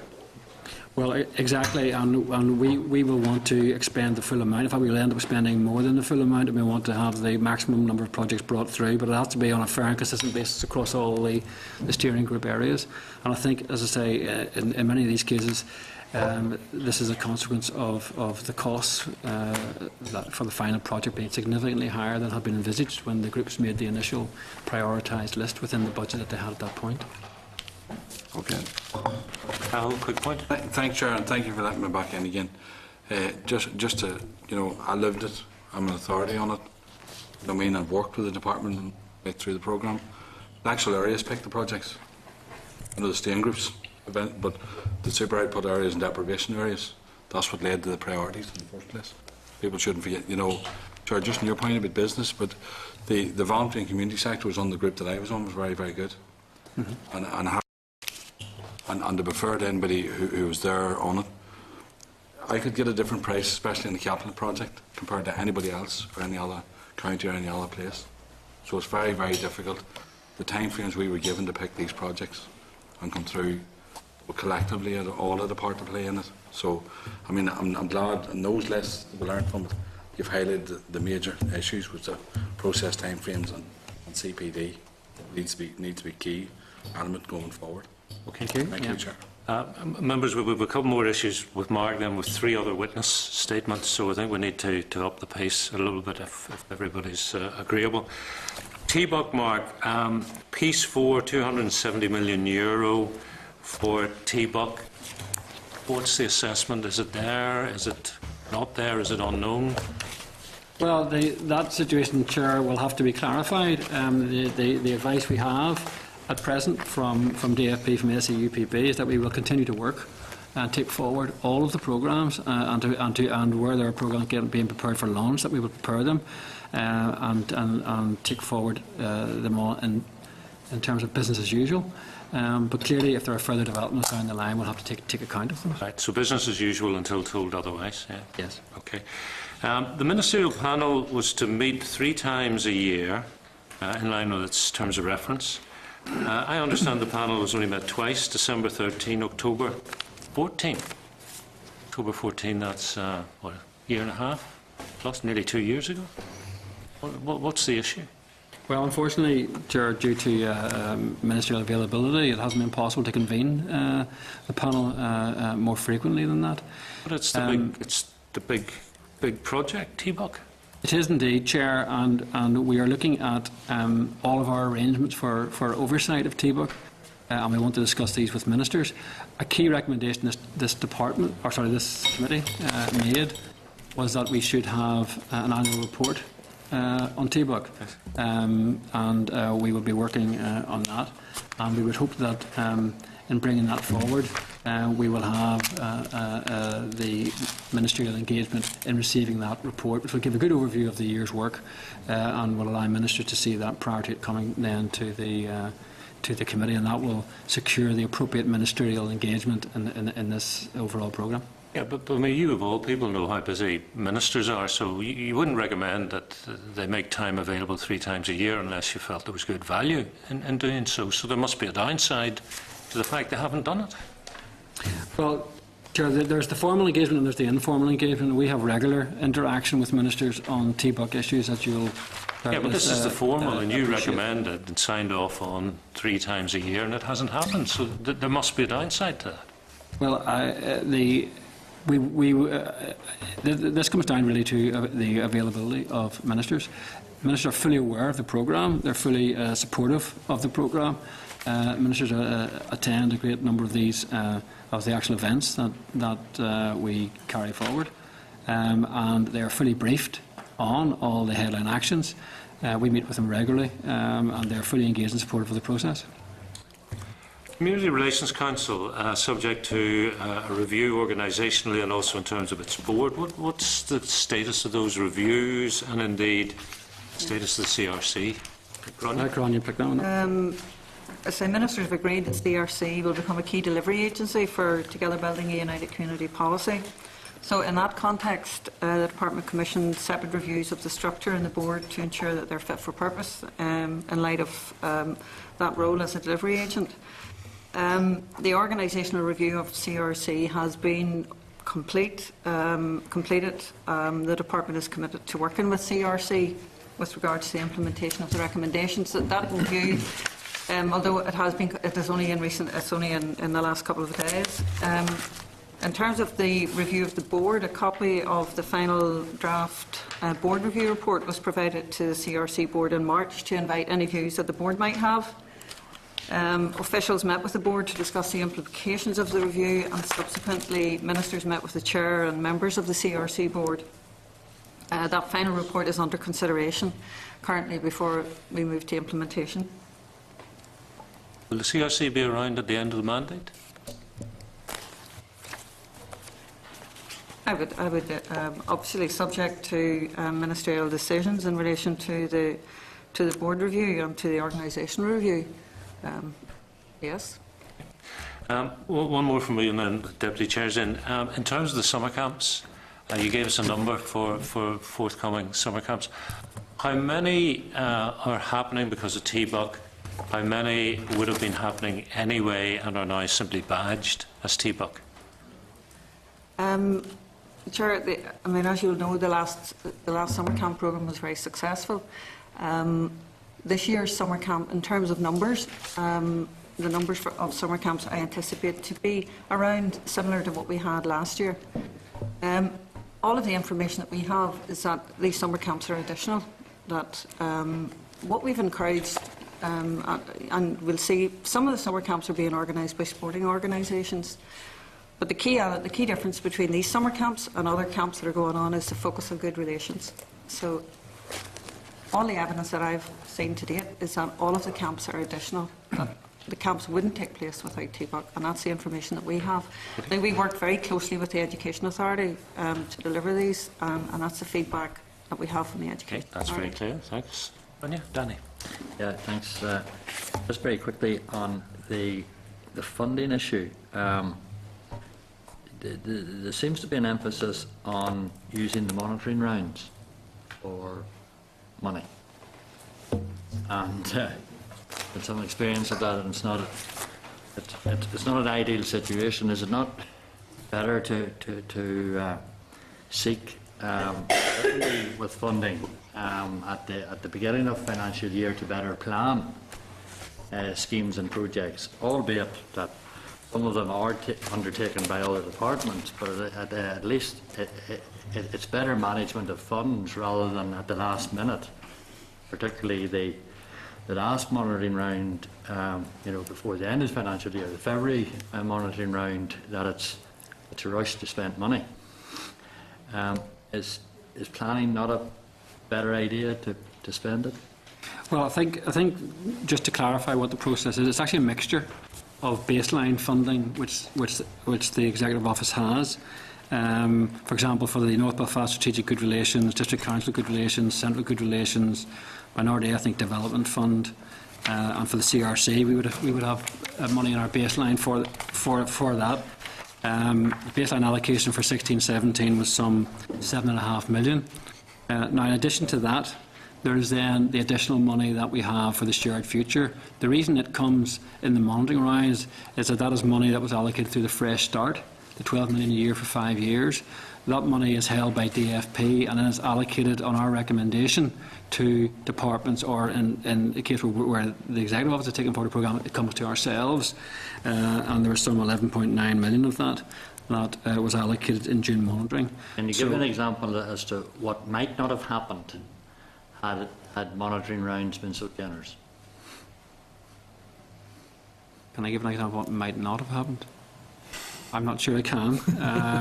But I understand the point. I'm not sure I can actually do that. No unknowns. But I think the point you're making is that question, is there an uncertainty among some of the areas because they don't know till the money comes in June monitoring. And that's I understand the point that I'm trying to make. Yes, I understand that. And what we have done, yes, some departments have raised that issue because their arm's length bodies are saying until we see the colour of the money, we're not sure we want to commit to a programme. And this is builds on last year when there was some uncertainty, as you'll be only too aware, last year during the budget period as to whether there would be in-year cuts or not. That created uncertainty. But go ahead. So what we have been trying to do, and now we've done reasonably successfully, is to give assurances that, look, the £12 million in the Fresh Start, it's being held by DFP. We've spoken to DFP and I've written to them to say, look, this money is coming, so you can have my assurance it's coming. And so that comes down to us being able to use our good offices with the departments to assure them to make sure there's no time lost. But yes, if we had it in our baseline, it would give certainly a bit earlier, but I think we're managing to work around that okay. I have to say I don't like that system because, well, experience of it, but anyway, it's okay. Thank you. But I think, Terry, just to finish that, it's different from departmental, the normal run of stuff where you're only getting what is released by other departments. These are central funds that are identified right from the outset at the start of the year to be held centrally, so we know they're there. It's not like the other departments where you're waiting to see if someone's given up to someone else to see whether you can avail of it. We know from the outset, it says in the budget document there'll be 12 million for the shared future. It's just that it isn't actually allocated, so it's slightly different from the normal run of reallocations and monitoring rounds. He's only 22, you know. I blame monitoring. Ian. Thank you, Chair. And in bullet point here, or paragraph 18, we're talking about significant and strategic actions that were announced in 2013, and they list the 7 bullet points there listing different avenues that had to be going to be covered over the next number of years. So where are we at there? Can you give us an update as to when you talk about the creation of 100,000 one-year placements, or 10,000, sorry, and 100 shared summer schools and all of that? Where is that at? In Urban villages. Yeah, well, those are the 7 headline actions that are contained within the Together Building an Early Community. I'll pick up one or two, maybe Connie can pick up some of the others. The summer camps is one of those. We've just discussed those. 100 summer camps. Enough, yeah. So they have been delivered. Urban villages is another one, and we're taking forward what are now 5 urban villages. We have a budget this year of 1.6 million for revenue, 2.5 million for capital. We have a range of capital projects being taken forward across the 5 urban villages, and we're spending quite significant effort this year in doing early design work for further capital projects that will come through over the next number of years. We're also identifying a series of programmes that will be delivered, revenue programmes that will be delivered in the urban village areas around things like community events, building community capacity, and also we're looking at the possibility of developing a digital programme there that would be rolled out across the urban villages. So there's 2. In terms of shared neighbourhoods, the first development under the Shared Neighbourhoods programme on the Ravenhill Road was launched in March 2016, and a second development is scheduled to be formally launched hopefully in July. There's a further 8 schemes currently under construction. They're in Ravenhill Avenue in Belfast, Feldon Mill, Newton Abbey, Cookstown, Ballinafae, Banbridge, Dundrum, Ballymena, Ballynahinch. And the Department for Communities Housing Group continues to liaise with Housing Executive to identify additional schemes for inclusion in the programme. In terms of cross-community sports programme, which has been taken forward by the Department for Communities, following the success of a 12-week pilot project which commenced in January 15 in the Lower Falls Greater Village areas. The second phase of a programme finished at the end of March 2016. Work has commenced in Lisnaskea on a cross-community youth sports rural pilot.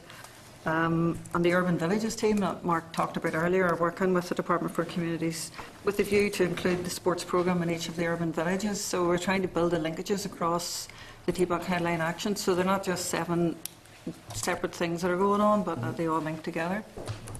And, you know, on my time in council there, you know, we've worked with this good relations and all of that, you know, and I'm very glad to hear that we're talking now about an outcome-based, you know, the outcome of all these actions, you know, because, you know, have we an outcome, have we an estimate or have we an opinion on the outcomes of those programmes to date, what they are actually doing on the ground, you know, to improve relationships? Well, I suppose we work. I suppose it's looking at the evaluation of the programmes and the outcomes done at different levels. So, in terms of the individual projects that are being taken forward, we look at those and we ask people to define very clearly at the beginning what kind of outcomes they're going to achieve. So, they're the outcomes that they will deliver at project level, and they may be modest in terms, but significant in terms of the groups that are involved with the projects.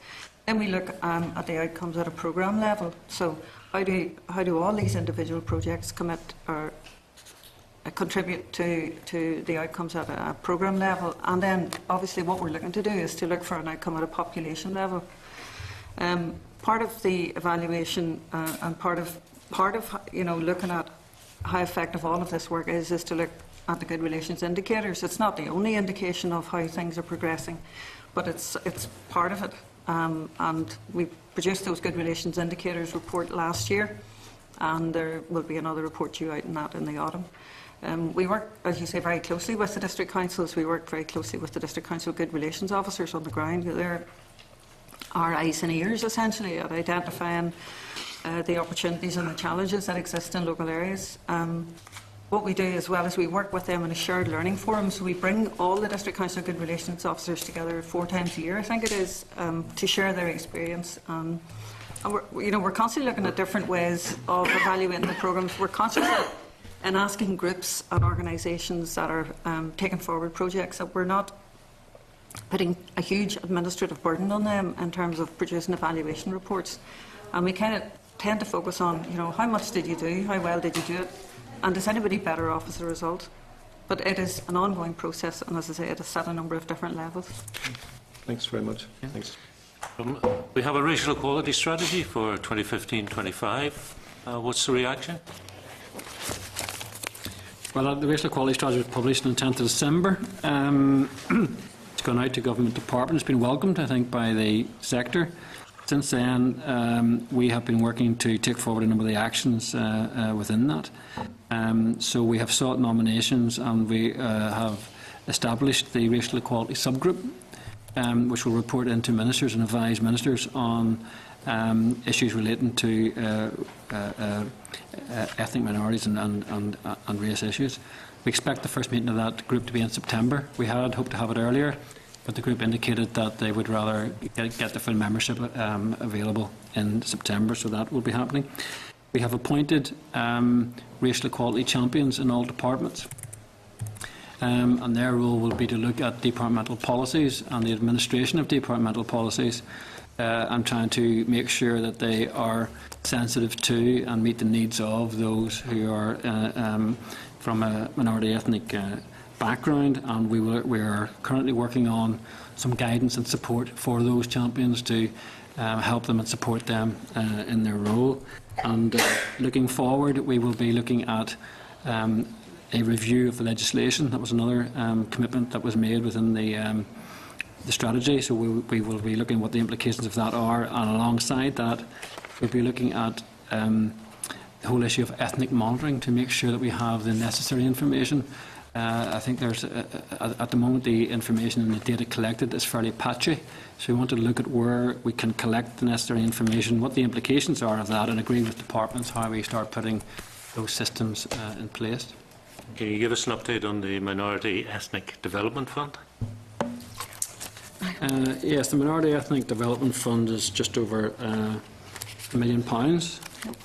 And as I understand, there were just over 90 applications, and we have approved some 30 applications, and those letters of offer in the course of being Those letters of offer out. are being finalised as we speak, and most of them should be out in coming weeks. To the value of? To the value of just over £1 million. The 30? 33. Right, so that leaves got to the thick end of 60 who will not have access to the fund? Is that because the money is finite or because they failed to meet criteria? It's probably a bit of both, Chair. You know, the money is finite, but it's also looking at the nature of the applications that come in as well, so there's a bit of both in that. So if there was £2 million in the fund, more would probably have received some funding? Some more groups would have received funding. I would have to say not all groups probably would have received funding. How many do you think, roughly? I couldn't put it, I don't have the information to put a figure on that, Chair. I think that's quite disturbing that of the 90, only 33 got, because there's only £1 million. It could have been 34, could have been 44, could have been 54 if there was more money. Well, I think, Chair, in all of these funds, you're likely to have oversubscription. I think, too, the nature of the sector is important. When we do have quite a lot of quite small groups of mixed capacity, so not all of them would have, as Gráinne has indicated, have met the criteria for funding, and what we want to do there is to work with them to try and help them to enhance their capacity.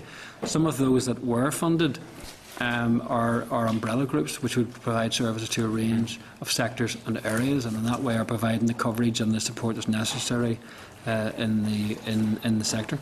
But what I'm hearing is that the money has gone not to the deserving, but to the most deserving, because there isn't enough for all the deserving.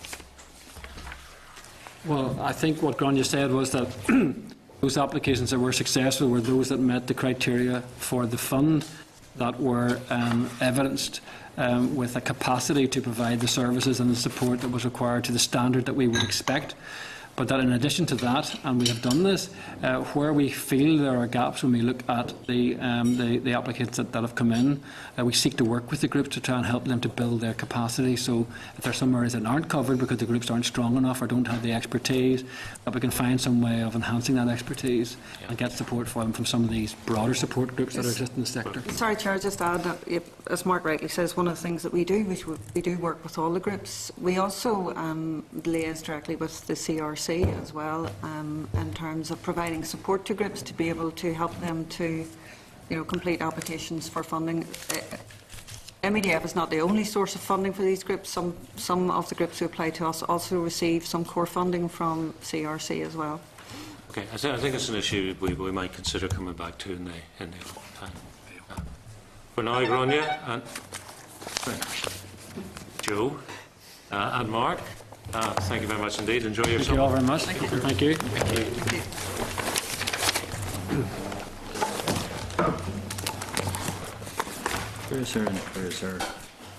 Members, if you're content, I think I would like to put that on the agenda for 7th of September, the MEDF, whether we take a look at that in the autumn time. Because it does sound as if it is the most deserving, rather than the deserving. So, we stay with officials from the Executive Office. We switch to a focus on the Executive Information Service, intergovernmental and international relations and the civil contingency policy. Clerk's brief for this is at page 181. The departmental overview and key issues document begins at page 41. And in the Clerk's brief again, you'll have signposting to some of the issues from that document. So, we welcome Keith Jagelman, who's Civil Contingencies Policy Branch, Paul Geddes, the European Policy Coordination Unit Officer, and Dr. Stephen Grimison, who's the Director of Communications and of Executive Support. You're all very welcome, Stephen. Over to you. Chair and members, happy to come here and tell you about some of the work that we're doing in the new department. Perhaps better to begin by giving an insight into why and how the Communications and Executive Support Directorate was set up in this format. There have been a fairly lengthy discussion across the department at all levels about how the functions of the new Executive Office might be more strategically brigaded. So the consensus in the end was that the way forward was a new directorate bringing together an overall unit to fully support First Minister and Deputy First Minister and the wider executive. The first aid brief, which you have, sets out in more detail the exact functions of the divisions and branches, and I don't want to sort of go through all of that at this stage, but in essence, the new directorate is new territory, and it's new territory for me too, having previously been just Director of Communications. The new directorate aligns the Executive Information Service, which is the external communications function for the whole executive, with, for instance, the Executive and Central Advisory Division, which, among other things, organises the executive meetings, advises First and Deputy First Minister and other ministers and departments on all aspects of executive business. It also liaises with the Assembly and also has an east-west, north-south role. The Information and Central Advisory Branch manages all the department's official records and coordinates responses to Assembly questions and FOI requests. It operates as a policy lead on FOI for all departments. New directorate also includes another key support to First Minister and Deputy First Minister, their ministerial private offices. And then moving outwards from the centre, we also have the North-South Ministerial Council based in Armagh, and our international offices in Brussels, Beijing and Washington. Brussels office is one of two units in the European division, the other being the European Policy and Coordination Unit, which leads on the development of the Executive's overall approach to Europe, and that's with Paul Geddes here. We also have a small intergovernmental and international relations unit which works with all the international offices and manages inward and outward visits. Last year about 25, quite significant number of high-level visits. As you can see, there's a great deal of interdepartmental work in the Directorate, and that includes Civil Contingencies Policy Branch, which works right across the public sector to ensure we're as well prepared as possible to reduce the effects of civil emergencies, and Keith Jacob can talk to you about that. It provides the Secretariat function for the Civil Contingencies Group, that's CCG in Northern Ireland, and it's chaired by the head of the Civil Service. And I'm also a member, given the importance of communications in emergency situations. All of what I've said in this introduction contributes to what could be described as a more Cabinet Office approach for this broad area of executive work in the new mandate. And my colleagues are happy to take questions and would like to see today as very much part of a broader process of informing the committee on our work, since obviously the committee will want to delve deeper in future, and I know that those in the lead, for example in our international offices, would be very keen to appear here and even host, where possible, a delegation to give the committee a fuller understanding of the work they're involved in. Stephen, thank you very much indeed. I suppose to begin with, it would be interesting to know in what way the EIS has had to change to reflect the new dispensation in terms of government departments. We have a lot of what we're going to be doing in this mandate will be supporting ministers in terms of the programme for government and the delivery of that programme for government. That's probably the biggest single task that we have, and if we are really going to get into the sort of working arrangements, not respecting boundaries across departments, and looking at a more collaborative approach to government, then the communications will have to be on the same basis. If the press office in a specific department, health, education or whatever, wants to put out a release, do they have to run it past you centrally? All press releases are issued centrally through the Executive Office. Out of hours, anything that's done out of hours has to be signed off by myself or the Deputy Director. Are there many disputes? There are occasional disputes, and simple fact is, though, there are a series of protocols that we have in place to try and avoid those disputes, and I note the wry smile from my left. I think it was general laughter. Not from me, Deputy Chair, not from me. Presumably you will draw up a communication strategy once the programme for government is signed off, but in the meantime we have a hiatus, not a criticism, just a statement of fact. So how do you work between now and year end? Well, we have the framework for programme for government, which is already an indication of what the outcomes and indicators will be, and what the measures will be, and we'll be trying to deal and trying to get the message out around all of that. How many staff do you have at the IS? There are give you exact numbers. There are, across the 9 departments, we have, I think, 55 EIS staff working in the, with press officers in the press offices, and in the executive office we have 6 providing support to 4 ministers. And then, what's the budget?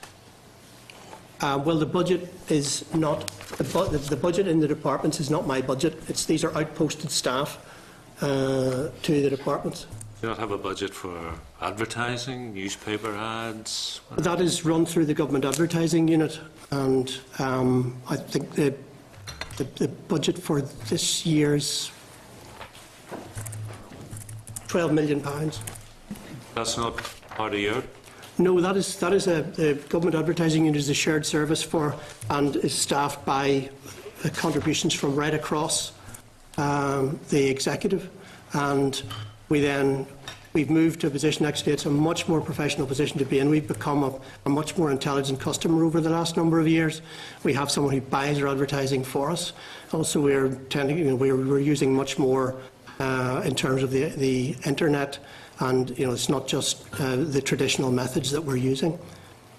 Has that led to tension with traditional media, such as the local newspapers? Quite some time ago, but not lately. Originally when this was first proposed a number of years ago, and we have been, there are significant savings to be made by being a more intelligent customer. For instance, to give you an example, when we would come back, when the system came back from its holidays in September, there would sometimes be, well, let's get the advertising campaign for whatever the department was dealing with organised. They all went to market at the same time, and broadcasters and other people were able to create a Dutch auction scenario under which the rates they were playing them off against each other. We've stopped all of that. We've an advertising plan for the full year. It's much more strategic than it was. And obviously you can see some of the results in terms of the very particular focus that we have on road deaths. So you would use external consultancies? Absolutely. Mm-hmm. How much of your budget, what sort of proportion would go out of house? Any idea? I don't have that, but I can get that for you. I don't question the need for external expert advice. A former consumer of the EIS, the Deputy Chair. Indeed. Chairman, you're very, very welcome. And have some understanding of how the system works. There's always as well as clearing the various departmental press releases, even late at night and all of that work that has to be done. What emphasis is given to the fact that a news embargo before this House or the Assembly is informed is given? Because chamber yesterday, I think the Speaker had to remind a couple of the departments that embargoes would have to be more strictly adhered to, or this House needs to be informed. Do you have any role in that, or do you just simply say the content is okay and it can go, and it's up to you guys to face any criticism that arises? Well, obviously we're aware of the role and preferred primacy of the Assembly in these matters, and in the end these are ministerial decisions sometimes as to when we go with these things. So you can amend the text, but you can't change the send button. I'm not quite sure what you mean. Well, you can give guidance to the content of the press release, but as the department or the minister or whoever says we're putting this out, even in the knowledge that the House hasn't been informed, or that that there should be an embargo, you guys have no say in that. Well, we work under the control and direction of ministers. Okay. And generally, what a minister wants, a minister gets. He's feel a good note. Well, I'm glad you believe that.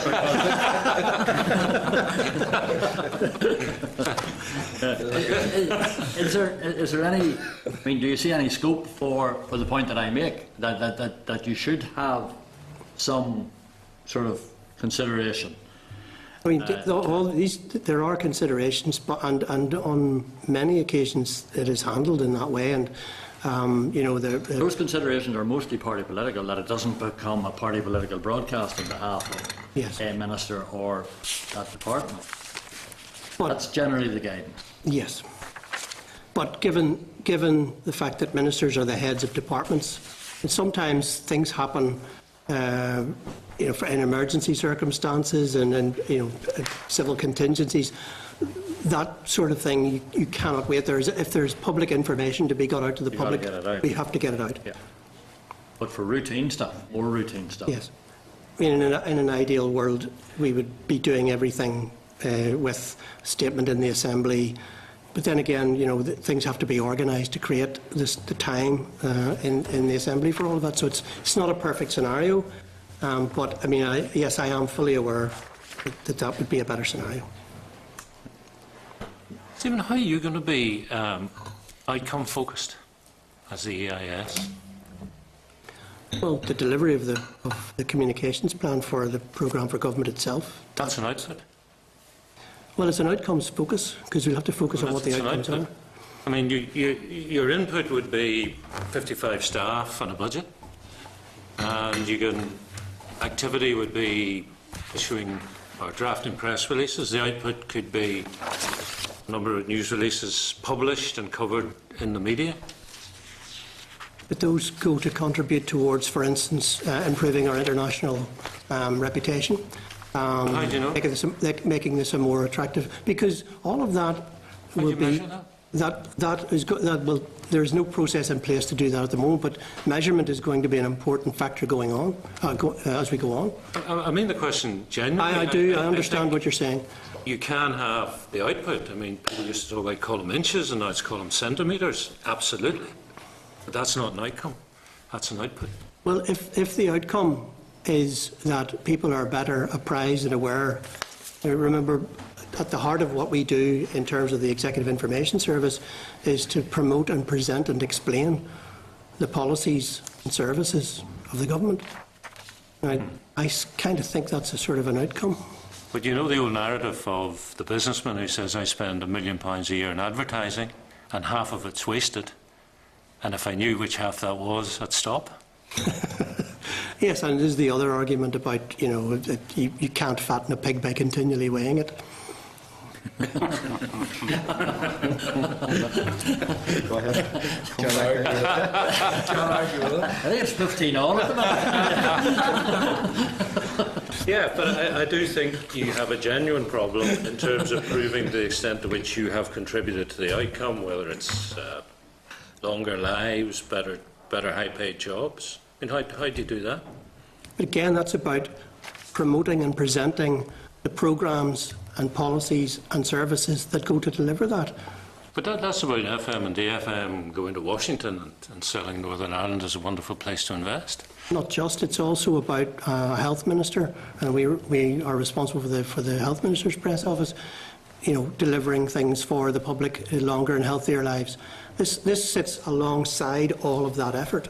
Right. Will you publish a communications strategy over the course of the next number of months, or after the PFG and all the other documents are out, so that we can look at that? And that would be my advice to ministers. It would be for ministers to decide whether that would be published.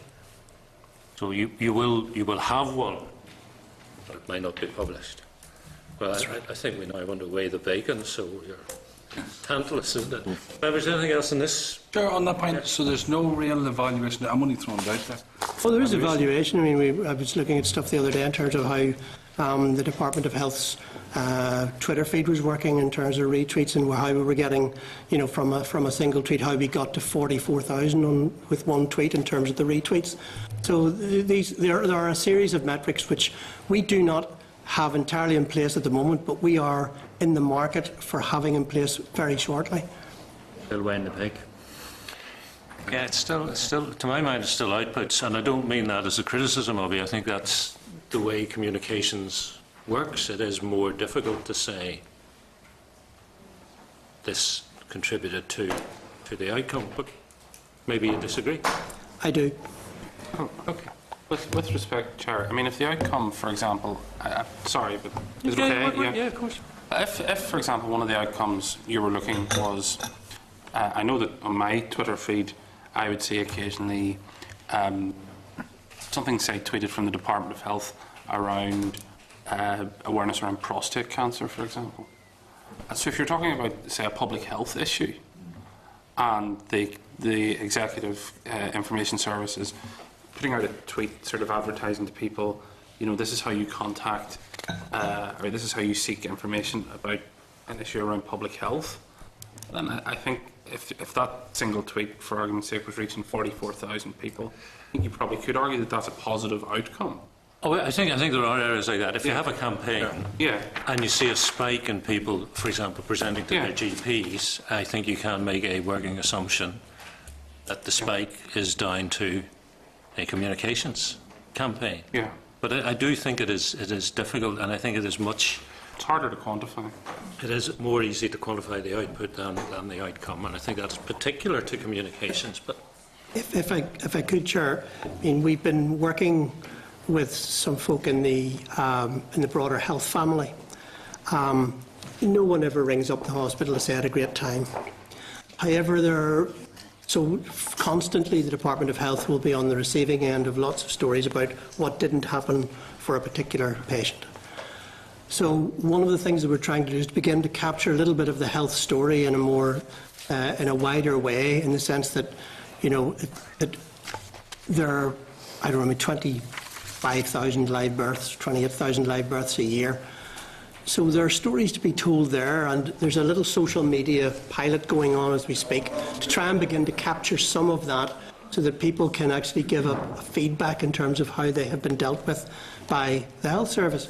And we have noticed that, you know, and we have all had our times of strife with medical care, but we have noticed an awful lot of people, when asked, what do you think of the health service? Oh, it's under terrible pressure. But how was it for you? I thought it was brilliant.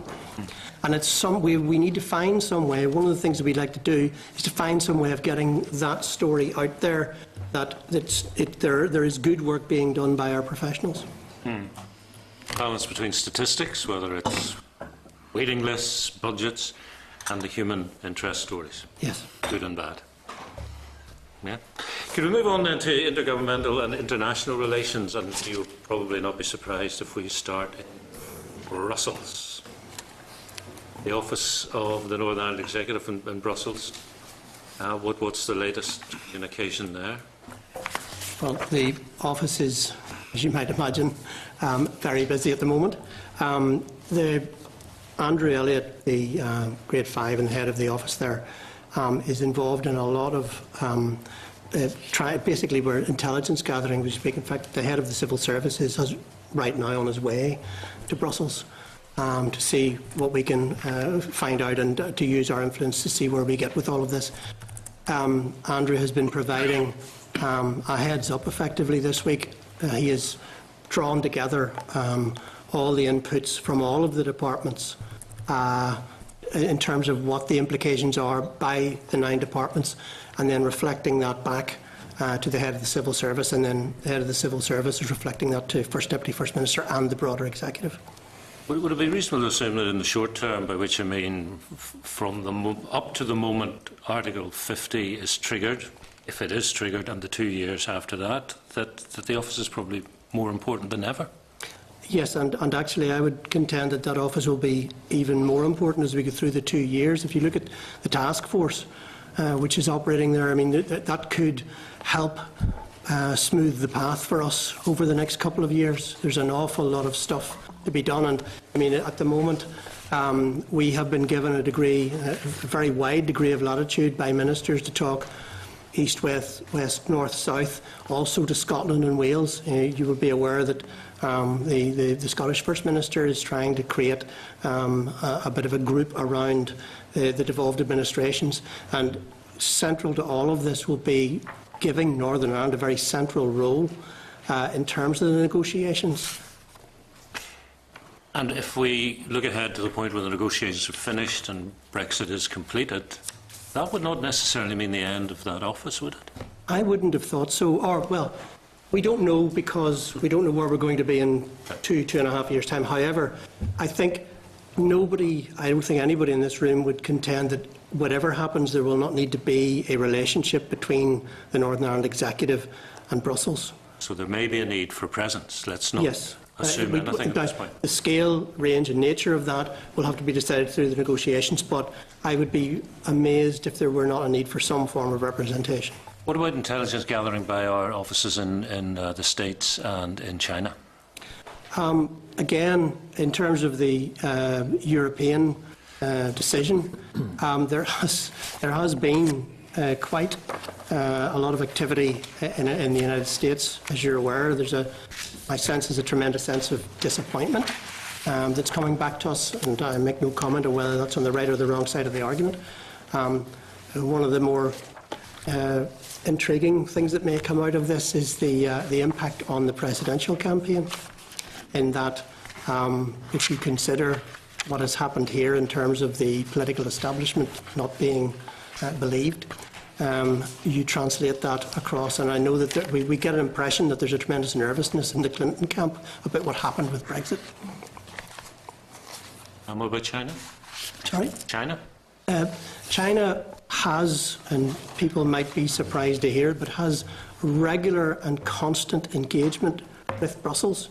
In fact, Andrew Elliott had been suggesting to me that one of the ways we could get more out of China would be to send more people to that delegations could meet them in Brussels as sort of a halfway house. So there is, the Chinese have have been keeping a very, very close eye on the European market, considered a very, very major trading partner. Just to move away from Europe and concentrate in Beijing for a moment, Stephen, is it possible at this stage to assess the value of having the office? Well, I think the value of the office is that, we're co-located with Invest Northern Ireland out there, so there's a tremendous, there's a good degree of organisation there. But I suppose what the hope is that the China office will help open the doors for Invest Northern Ireland to walk through. It's that facilitation.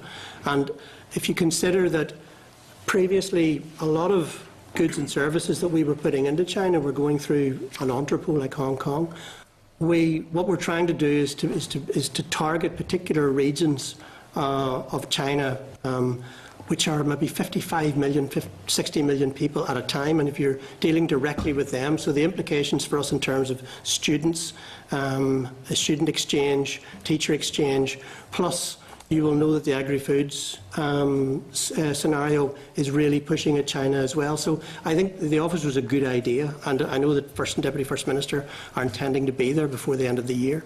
Are there targets? Are there co-targets with Invest? I don't think it's as developed as that yet, because an awful lot of what they're doing in China, we've had to start from pretty much a blank sheet of paper out there, and I know Tim would be very keen to talk to you about all of that, because I spoke to him this week. But there's a significant amount of representational work is being done. We've had significant leg up, as it were, with the visit of Madame Liu as Vice President some time ago, and that has helped us. But the basis of engagement with China is largely pure engagement. We are being told that the only way to make a difference out there is to involve yourself in a long-form personal relationship with the people that you want to do business with. The Assembly and Business Trust, I think, are planning a trip to China in the autumn. Will that include a visit to the office? I do not know. I am unsighted as to the Business Trust. Okay. Back to the referendum. We have an executive office. It is no secret we have a First Minister who is for one thing and a First Minister who supported another. How do you reconcile that, and in terms of intergovernmental relationships, start working with the likes of Dublin to work this out? Well, ministers have been very clear so far and are on the record saying that it's going to be business as usual for the next while, and they're meeting the Taoiseach on Monday to begin to fathom out the implications in terms of the north-south piece of the jigsaw. This is just going to be lots and lots and lots of very hard work and long hours of discussion, negotiation, and trying to find out what people really want from this. But I mean, I think it's also the realpolitik that, you know, I think one First Minister would basically say, effectively, the result's the result, and the other one would say, no, it's not. Yes, but both are saying that we have to, in all of this, we have to end up with the best possible deal that we can get for the people here. How do you liaise with Dublin, the Dublin administration? It's not a regular. I mean, obviously, if we're involved in events, I'd be talking to my counterparts in the Taoiseach's office or another department, particularly in relation to particularly the north-south plenaries. But it's in Dublin, so it will be their show, as it were. But you also have responsibility for North-South For North-South Ministerial Council, yes, through Colm Shannon. And how does that work? Well, we have the two. We have Colm works with his counterpart in Armagh from the Dublin government, and they facilitate all the meetings of the cross-border bodies. But one of the reasons I think that Monday will be important is that when we meet, the First and Deputy First Minister and other ministers meet with the Taoiseach and his team, that will be the beginning of a process which will then break into other departments, seeing where they tie up across the full range of cross-border bodies and, in fact, the full range of cross-border cooperation. We move on to the two civil contingencies. I know the Legacy Committee looked at this a couple of years ago. We get an update from Keith? That's right, Chair. Yes, as Stephen mentioned, you know, we're about really promoting and encouraging the effective emergency preparedness across the public sector here, and really aimed at protecting people and the environment from the impacts of the worst emergencies. Recent examples obviously have tended to be on the flooding side, but obviously we corporately are looking at other risks such as animal health, human health in the form of pandemic influenza, which is quite a topical planning issue for us at the moment, not a response issue, thankfully. In addition to that preparedness agenda, we also have a role in response to the worst of the civil emergencies, whereby we run the strategic response to those serious emergencies where the resources or wherewithal at the local level has been overwhelmed, and that the central government needs to intervene to consider resources, impacts, strategic direction of the response, and then liaison with those who are coordinating that response at the local level. That is, again, the Civil Contingencies Group Northern Ireland that Stephen mentioned earlier in terms of their preparedness mode, but this is in their response mode, and effectively that response group is a subgroup of the main CCG preparedness, and that would be selected depending on the type and the nature of the impacts being felt at the time. It's encouraging that in recent times the responses we have had to serious emergencies and even local level emergencies has been very effective, and I think that's in no small measure down to the work taken forward by CCG and I in preparedness mode in the sense of developing policies, protocols, procedures that have been put in place to assist responders in responding to those types of emergencies, and also bringing a greater sense of togetherness. And it's often said that in the case of emergencies you really need to know who you're going to ring, and it's best if you've met these people, you know who they are, and you have a good working relationship with them. And the CCG mechanism in those two modes has been very influential in developing that as well. That's not to say we're in a perfect position. There's always lessons to be learned and applied, and policies and procedures and protocols to be developed or amended, usually as lessons learned from either exercising of plans or where we've had to respond in real time to actual or anticipated emergencies. So it's an ongoing agenda, and we're working at the moment in terms of sub-regional structures. Following the restructuring at local government level, we had to make some adjustments there in the move from 26 councils obviously down to the 11, and we had new arrangements in place on that, but we're still working with local government through SOLAS to further adjust those, and working with other key stakeholders to ensure that they remain on board with those structures as well. But that local level response is absolutely key. I would find it hard to think of an area where a swift, sure-footed, coordinated response is more important. Danny? Yeah, thanks. Some experience in the past on this matter. And there was always an issue about coordination between the various agencies, and even the emergency numbers and the flood line, and at one stage the flood line was the responsibility of DFP, while DRD had other, NI Water had an emergency number. Have we been able to successfully coordinate, with the amalgamation of the departments, and particularly those charged with dealing with most of the majority, I think, of the potential incidents? Is it possible to get one single number now that can be widely used and even include local government? Because there seemed to be a gap there. Yeah, I mean, the point is well made. I mean, the restructuring of the departments has been beneficial in that all the drainage agencies, in the sense of Northern Ireland Water, Rivers Agency, and Transport NI, are now within the Department of Infrastructure, and you will appreciate the benefit from your previous ministerial post. The benefit of that happening when all those response agencies are in the same department. And I was actually having a conversation with Transport NI representative day before yesterday, and they are still working at further developing those relationships now that they are in the one place, and just to sort of rationalise that and make sure that is working as it should. In terms of the flood response, are we still operating on separate numbers for those? No. What we have is a single number, which is the flood incident line. Right. That was established some time ago, but has been recently the subject of some stress testing by, as you say, DFP, who still are developing and delivering that flood incident line through the shared services within the Department of Finance.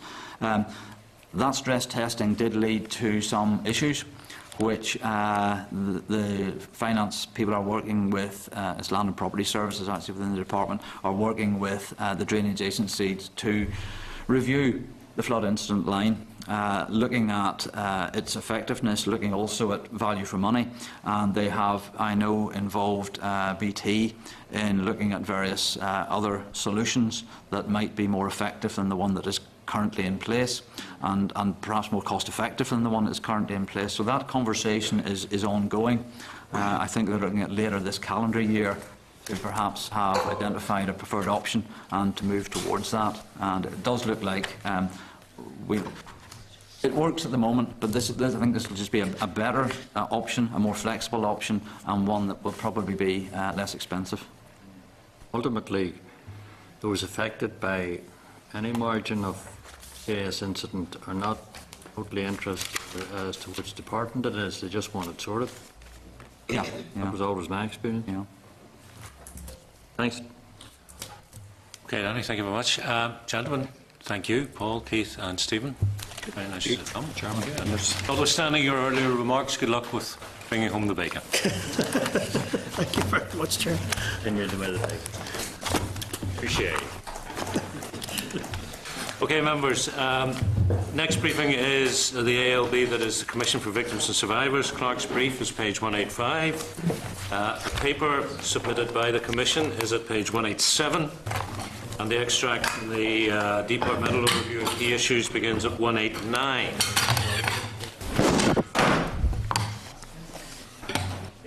Mr. just as we wait for the witnesses, members, I'm thinking, given the time and the fact that our European officer was really only coming to detail her role rather than offer anything beyond that, rather than take the witness today, we could ask her to bring forward a paper and look at it in September, which would make this our final session of the day. Invite her back, Chair. Yes, in September. Yeah. But so with the paper, and things hopefully will be clearer in terms of the big issue. Yes. Yeah. Yeah, Chair, I mean, it was quite interesting just for start. I mean, they were all talking about business, trade, and the policy side of things and the directives, all that flowing from Europe and all that. Major issue. For all the departments, I mean, For all of them, absolutely. Okay, members, John Beggs is Secretary of the Commission and Judith Thompson is the Commissioner. Judith, John, you're very welcome. Thank you. Over to you, Judith. Sorry to keep you waiting. But, Okay, no, thank you very much. Agenda today. And I'd like to thank you for the opportunity to come before the committee today. I know you have a full agenda and I don't propose to speak at length. But I would, however, like to overview key issues for those on the committee who may not be already familiar with our work. And also, Chair, to address the concern which you've quite legitimately raised recently in relation to the Commission. Thank you. So the first paragraph of the Victims and Survivors Strategy for 2009 to 19 says it's recognised that the issues relating to victims and survivors of conflict are numerous, complex and give rise to very deeply held emotions and feelings. And in the time since last September that I've been in this role, I've been very struck by the extent and the impact of those feelings and those complex issues, and also by the resilience and by the dignity of those individuals who have been injured, traumatised and bereaved as a consequence of the Troubles. So those issues are complex and often interrelated. There are massive problems with mental health and mental and trauma-related mental health problems. There are problems of social isolation and of poverty, which are associated with physical injury and psychological injury. And there are also issues related to the quest for truth and for justice. And those things are all interrelated for many, many people. So that's why dealing with the past is so incredibly difficult, because it connects to fear, safety, dealing with trauma, and deeply held emotions and narratives. So the headline research by the Commission would say that about 500,000 people, that's nearly 1 in 3 in the population in Northern Ireland, are victims and survivors of Troubles in relation to having been injured, bereaved or traumatised. This includes up to 200,000 people with mental health problems, 28,000 of whom would clinically be diagnosed with PTSD, and 40,000 suffering injuries, 3,720 families bereaved. So, this is difficult, but it's important stuff. And the key role of the Commission is to make sure that the way we deal with the past, with looking after people in the present and building for the future, is victim-centred. Now, we have a definition of victim-centred, which comes from our Victims and Survivors Forum, all of whom are themselves victims and survivors of conflict, and people who have taken on a policy advisory role in relation to dealing with that conflict, those Troubles. And those principles, I'm going to go through them now because I would advise and really urge all of you to bear these principles in mind in dealing with any issues relating to victims and survivors. The first is of co-design and collaboration. Victims and survivors don't expect that everything will be done, with them at the front of them, but they do expect to be considered, to be respected, and that there is a victim-centred approach, which means that at least there is an empathy and understanding of their issues, that there are choices offered to them. Some victims and survivors wish to avail of services or wish to engage in processes, others do not, and those choices must be offered and must be respected. That whatever is done in terms of services or institutions to deal with the past must be independent and must be impartial. And equally, they must be inclusive. And finally, that things are fit for purpose. The victims and survivors' expectations are not unrealistically raised. That when things are put in place, they are properly funded. and that they produce the impact for victims and survivors that they are designed to produce.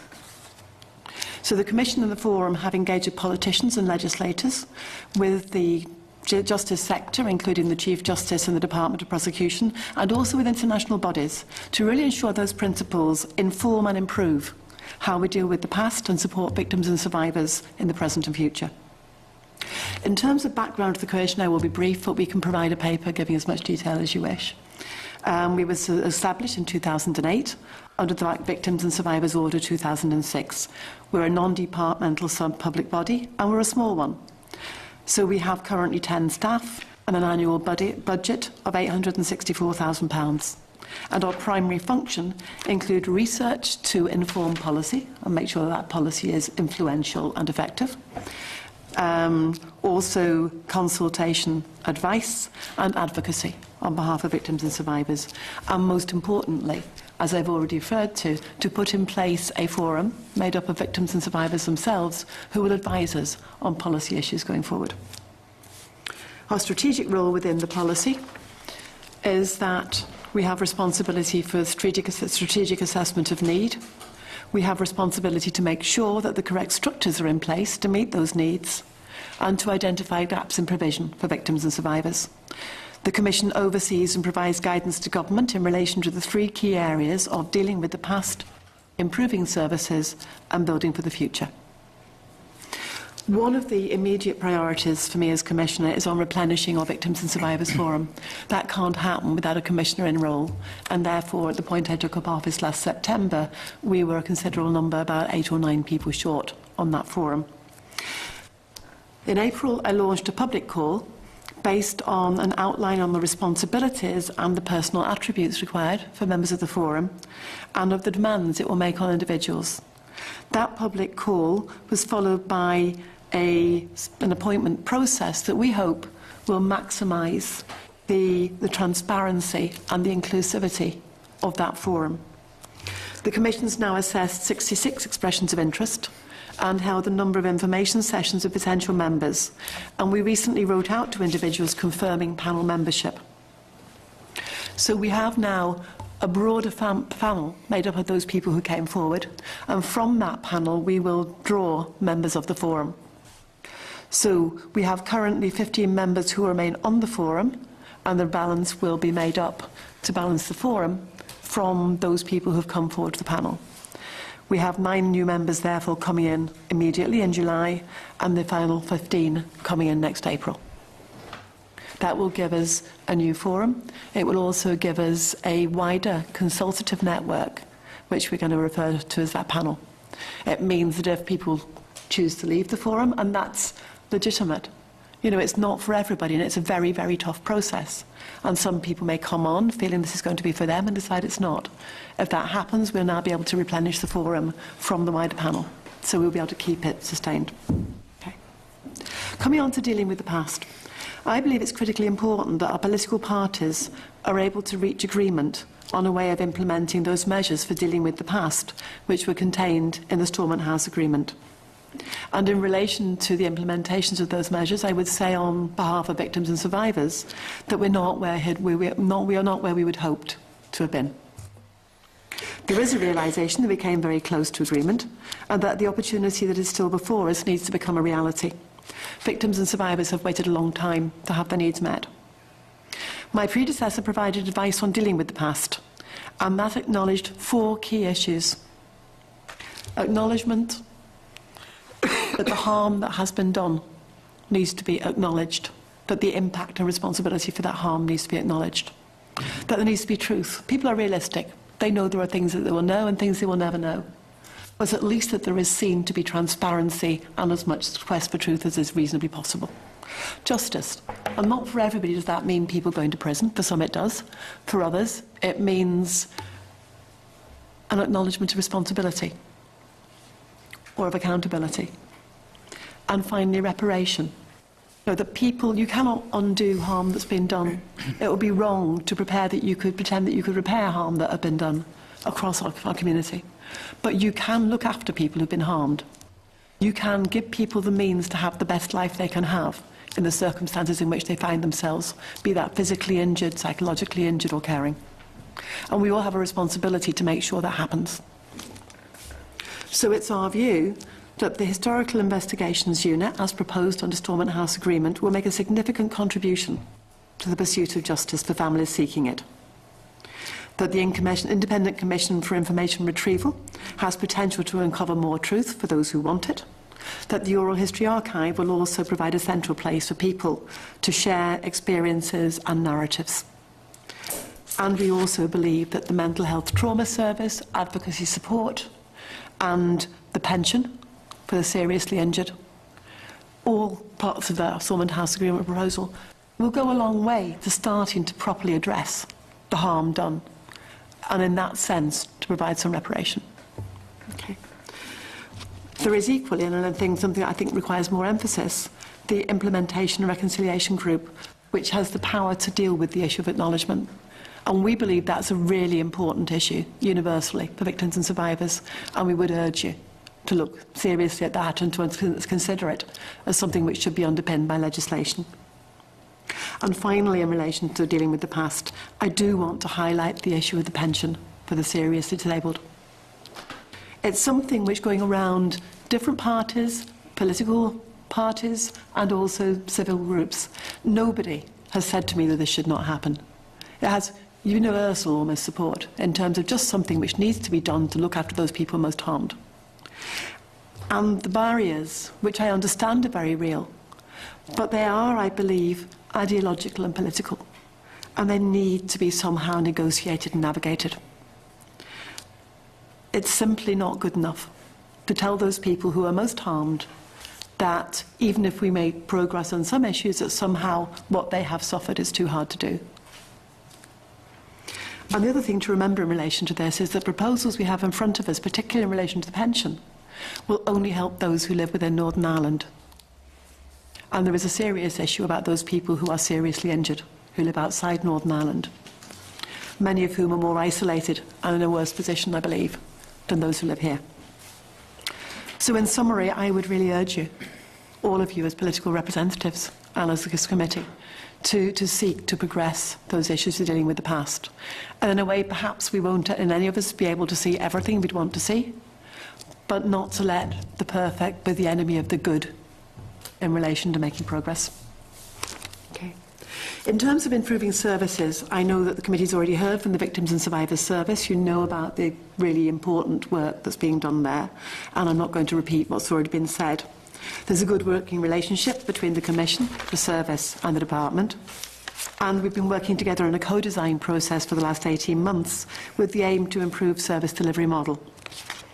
I would agree with the Chair and CEO of Victims and Survivors Service that there are significant challenges despite the good work that's being done, and particularly in relation to sustainability. As you've heard, there is an ongoing demand trend, upward demand trend developing of a 29% increase per annum. In a situation whilst the budget needs to be protected and sustained, that is still going to leave a real resource issue over the years. So it's important that the budget is protected and sustained, but it's equally important that with the growing demands for services, the delivery model needs to be fit for purpose to meet those needs. And again, we must remember the needs of those outside Northern Ireland who are able to avail of part of what is available from the service, but equally need to be remembered in looking forward. So currently the Commission's examining the findings of an evaluation of the pilot scheme with improvements and has benefits, as you've heard. The workload and demands on those who deliver services are growing, and it's vital that they're funded and supported to grow capacity and capability. The vision was that Peace 4 funding would make a substantial contribution to this. I know that's a second issue which you're very aware of in relation to services. The Commission's reviewing of those key stakeholders, our standards framework. That is something which is a way of articulating the standard and the quality of what is in many cases already delivered, and the way of identifying how you grow capacity so that the voluntary and community groups who provide the foundation of service delivery can continue to do that in the face of growing needs and growing complexity. In relation to mental health trauma, you've heard about the proposals for a new model and an integration between the community and voluntary sector victims organisations and the statutory sector to make sure that that problem, those 200,000 people in Northern Ireland suffering mental health trauma, 28,000 with diagnosed PTSD, and the issue of building community resilience, that those things are properly dealt with by our statutory and our voluntary services. We would absolutely endorse that and would highlight that the research that we conducted on mental health trauma has been influential and fully recognised and met in terms of how that new service is being developed. We've worked collaboratively with the Executive Office and with the service in relation to securing €13.4 million of Peace 4 funding, which has potential to be a significant investment. The impact of Brexit on this is currently unclear, but we believe that a strong case exists which needs to be met, regardless of funding source. Building for the Future covers a number of areas which I don't have time to go to in detail today, but I would highlight. We're happy to provide further information or answer questions. It covers further research we're doing on the transgenerational impact of trauma on young people and in communities. It includes ongoing victimisation, which continues to be a problem in all our communities, or in a number of our communities. We also are very aware of issues around welfare reform, the impact of welfare reform on people who have suffered trauma and are seriously disabled, and we have worked closely with the Department to offset that. Finally, coming to the mid-term review of the victim strategy. In 2016, we've already passed the midpoint in the strategy, and I believe it is an opportune moment to take stock of what has been achieved to date and to identify the areas that we need to focus on the remaining 9 years and possibly beyond 2019. The work plan for the Commission has included management of this review for 2 or 3 years now, and indeed that review was postponed due to the absence of a Commissioner. At the last committee that I attended, the first that I attended as well, there was a discussion about the Commission's role in relation to that and a perceived potential conflict of interest, which we acknowledge.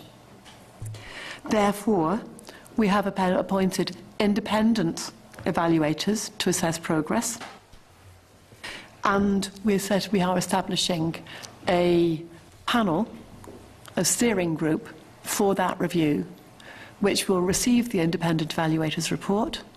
It will also look at and agree the recommendations going forward, and it will only be on the basis of that independent report and that stakeholder panel's view that we will finally deliver a report and recommendations. And there is a lot more detail that I can give on how we have gone about the methodology to make sure it's as inclusive as it can possibly be. So the evaluators are currently completing their research and analysis. We do not have a complete report yet. There are significant elements of it still to be completed, and it is very much a first-class stage. In closing, I'd like to thank you again for offering us the opportunity to be here today. I believe there are many challenges, but also many opportunities for victims and survivors at this point in time. I'm determined to see these issues over the line in relation to dealing with legacy, but also in terms of dealing with the present and the future for victims and survivors. And I think it's imperative as a committee and as a society that we recognise that if we want to achieve safer communities, if we want to care for those most in need, and if we want to have a stronger shared community, then dealing with the past, supporting people who are injured and traumatised in the present, and building for the future are absolutely critical. We can't do those things if we don't deal with victims and survivors' issues. And I will also continue to lobby government in order to secure the necessary funding for groups who do an excellent job, and for individuals, and for the continued delivery of essential services as the demands, as we know, are growing. Thank you. Thank you very much indeed. And I understand you could go into a lot more detail, particularly on the future, so that is a useful summary. Before my first question, I think maybe I'd like to make 2 observations. With regard to the pension for the physically injured, you made reference to ideological and political objections. I have to say, I think that is an incomplete analysis, because I do believe there are politicians who have a genuine moral issue. Yes. Put that Yes. on the record. Secondly, with regard to the mid-term review, my concern is perception, because the Commission is perceived to have fingerprints on it in the commissioning of it. If you come out of the review looking very well, people in this country, and in fact, it's human nature to say, well, they would say that, wouldn't they? But I also understand that the department is also one of the cardinal points. So it is a difficulty in terms of who can be perceived to be entirely neutral, and that's why I wondered whether the Department of Finance mightn't be it. But anyway. If I could just quickly respond to both of those observations. Firstly, absolutely understand they're a moral issue for people, and I'm sorry if I didn't use that word. I didn't mean to imply they were not. And in relation to the review, absolutely. I will say this is not going to be, will not be and should not be comfortable for the Commission any more than anyone else. And also that this is a review of the strategy, the architecture and the direction of travel going forward, not an assessment of the performance of any particular part of that architecture. So are And there it's terms important of to separate reference at those. this stage? Yeah. Sorry. Are there terms of reference? Absolutely, and very happy we brought everything with us. John's very happy to go in detail through terms of reference, how they were agreed, how the recruitment will happen, all of the detail of that. Okay, well, and in that case, it does fit within your 6 statutory duties. So that's fine. And on those statutory duties, the 6th one is to make arrangements for a forum for consultation and discussion. But I note you talked about a forum that would advise. There was a previous commissioner who saw a very distinct difference between a forum that was there to be consulted for discussion and a forum that was there to advise, and was dead against it having the power of advice. Okay. Have you moved away from I'm just asking as Yeah, I don't know if this is semantic, Chair, because I genuinely wasn't aware of those words being used before. I suppose my belief is I absolutely value the authenticity of that group as a place where people with very, very different views come together and give me, on balance, what they can agree on and what they cannot. I wouldn't consider myself to be absolutely bound to always follow those views, although I would always honestly represent them and any reasons I might have for not always acting on them. Does that Yes, maybe but follow the distinction? I always took the view that if it was a very diverse and inclusive group of people, if they did reach a consensus, who had the moral authority to say, I've listened to you, but I don't have to act upon your advice? I think moral authority is the key issue there. It hasn't happened to date, in my experience. There have been times when the forum itself, even in the short time I've been here, has had very opposing views on some issues, but then they are also a group with the maturity to say, this is something on which we cannot agree. Are members interested in hearing the terms of reference, or would they rather have a short, would we request a short paper from John? Short paper. Would it be possible, John, to send us the... Yeah, I can share the terms of reference immediately. No problem. Send it round. Okay, appreciate that. William? Thank you, Mr. Chairman, and thank you for your analysis and summary. I think it's, most people in my constituency, suppose every one of us have victims in our constituencies, and everyone, when you talk to them, they all, as you do say, want something. They all want the same thing, actually, and that is a difficulty too.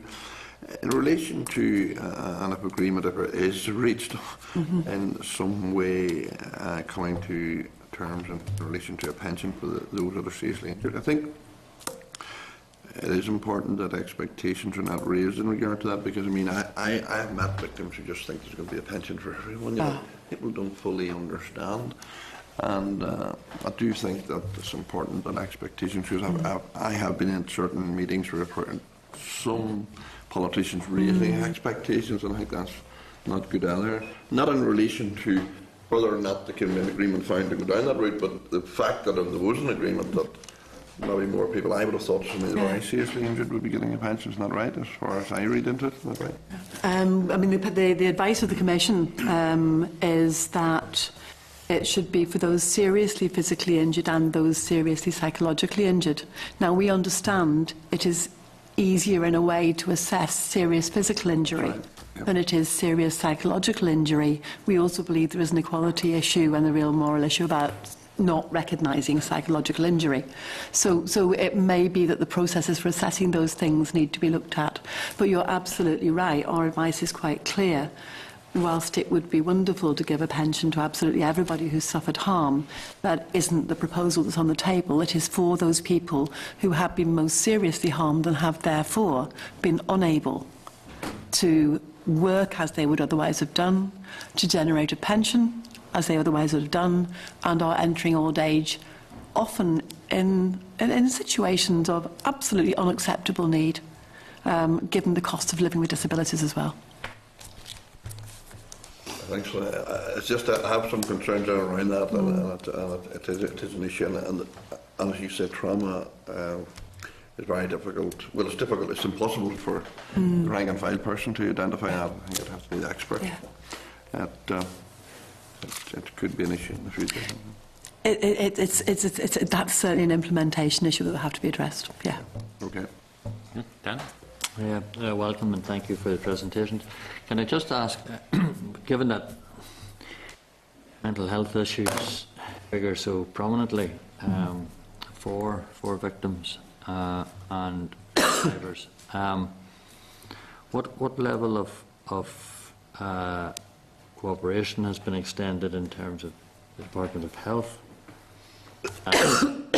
in exploring how victims of the conflict can be supported better and in practical terms, because it seems to me that a considerable amount of services is being said in relation to mental health issues, but I haven't seen any practical outcomes yet.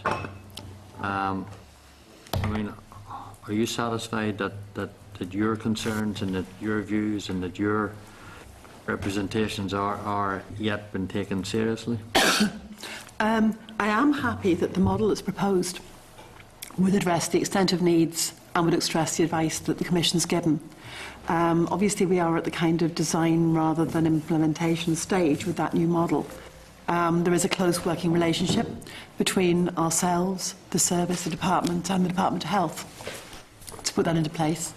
And apologies, I'm going to pass over to Mr Beggs to talk in a little bit more detail about that work.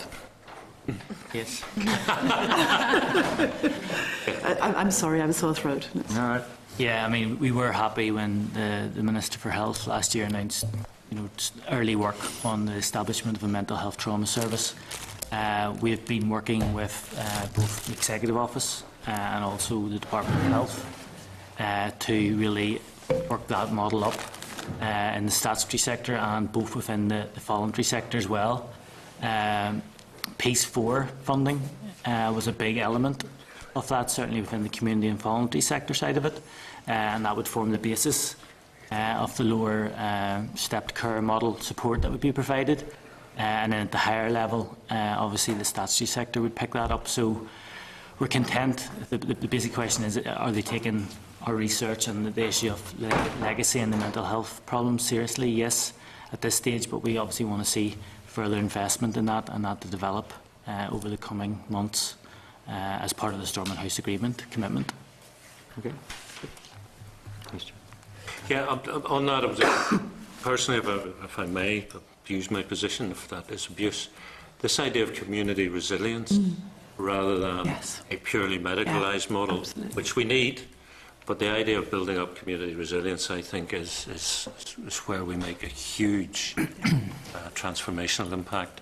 I mean, are you in a kind of solid state in terms of your understanding of what's needed? I think there's more work done to need to be done to refine it, but we have done research already, and as you'll be really well aware, we know that there are certain communities where levels of self-harm, suicide, mental health trauma, it layers up in those areas. They're the places where troubles impacted most. They're the places where economic disadvantage impacts most. They're the places where, ongoing conflict and trouble impacts most. So community resilience is absolutely key. Growing up in those places is impacting on young people today. We do believe that collaboration between strong on-the-ground community provision and good passing of work and co-working between statutory and voluntary in the way that's proposed is the right way to go forward. We believe that the research we have in hand now will probably help us understand better as well what needs to be in place, within this strategy and beyond in terms of dealing with that community resilience. I think that is, you're right, Chair, key concept. In terms of it going down through generations, which is now beyond doubt, how many generations are we talking about now? Are we into great-grandchildren? We're certainly into grandchildren, yes. And it can be great-grandchildren in some cases. Are you inputting into the consultation on the draft Programme for Government Framework? We are part of the current consultation. We strongly believe that those objectives which government has set out cannot be achieved if we don't deal with victims in the past, and we would like to work closely to see some clear measurements in there that relate to that. So when I look at the outcomes page, that nice graphic where we have a more equal society, we have more people working in better jobs, are you disappointed there is no explicit reference either to victims and survivors or to dealing with the past? Obviously, we were looking for that and wanted to see that. We are where we are, but we are working closely with government because we believe that we do need to articulate exactly in what way the work that we do, the department does, the service does, and the groups do is absolutely contributing to achievement of the outcomes that have been identified, and that they won't be achieved without it. Would you like to see one of those boxes containing words like, we will deal with the past? That would be... Or we will respect, or some other verb, victims and survivors? Absolutely. Because I think the nearest we've got, we care for others and we help those in need. Yeah, we did find reference to the past and victims within Outcome 7 and Outcome 8 in the Programme for Government, and we would have wanted to have seen probably something more explicit. We have rolled out to the sector to seek their views on the Programme for Government, to see how strong those views are, and we'll certainly put those in as part of our consultation response by the 22nd of July. And what we're being told as well is that there's an opportunity over the next number of months to work on the detailed action plans and to make sure victims are seen more prominently within that. So that's the direction of travel, Chair. So you're consulting. What about the forum? Is it meeting too? We'll have a meeting with the forum start of July, and we'll raise this issue with them as well, yes. So will there be a response from the Commission and a response from the forum separately? No, the point you made earlier about advice from the forum, we will consult with the forum, but our formal response will be informed by the forum, informed by the sector and all other individuals we've consulted upon, so it'll not be a separate piece of... Do the forum ever respond to consultations like that as the forum? Not separately, no, they inform the Commissioner. Could we just then quickly run through the 6 statutories and ask for where you feel you are with them? Number 1, promoting awareness of matters relevant to victims. Okay. Obviously, we have worked with the forum. In the 9 months that I have been in this role, one of the first priorities actually has been to get a communications strategy. One of the things that I believe is still, despite a lot of very good work, not always well understood, is the role of the different parts of that architecture within the strategy and the importance of addressing issues relating to victims and survivors. So we have commissioned the development of a communication strategy. We've met with politicians and political parties, with key people within the justice sector, and with also the British and Irish governments, we've made fairly strong public statements in relation to those things we thought were most important. You'll have been aware, I think, of the very strong reaction from the Forum and the Commission when the dealing with the past measures within the Stormont House Agreement were not part of the Fresh Start, and that has been an ongoing theme. We've certainly made fairly strong representations to the Northern Ireland Affairs Committee in relation to jurisdictional issues and to the importance of looking after people outside Northern Ireland. Going forward, it's my intention that there will be a very strongly articulated series of messages which we will consistently push through different media outlets and within individual meetings to make sure that there is good understanding both of how issues to do with the past are being addressed and why they need to be. Okay. Well, I think that also then covers off duty 4, offering advice to bodies. 5 and 6 is taking reasonable steps to ensure the views are sought, and the Forum. So that just leaves 2 and 3, which is adequacy and effectiveness of law and practice, and also adequacy and effectiveness of services. Yes. In relation to law and practice, our focus has been around those proposed institutions for dealing with the past, because obviously they will involve new legislation and new policy. So we had a series of events, a consultation event involving all people in the sector to make sure that there was good knowledge of what was proposed and good understanding and that concerns were heard around what was proposed. We further had a much wider conference which looked at the whole strategy, and within that the proposed measures for dealing with the past. The Forum has, at every meeting, looked at those issues as a whole forum because they're so important that we felt it needed to be done that way. We have issued policy advice. So, that has been the key focus there. In relation to services, I'm going to pass over to John because obviously he's worked longer and more closely with the oversight and the development issues there. Okay, but there would be other areas of law like welfare. Yes, and in relation to welfare reform, we have very much had a working group within the Forum looking at that. There's ongoing collaboration between the government department and ourselves.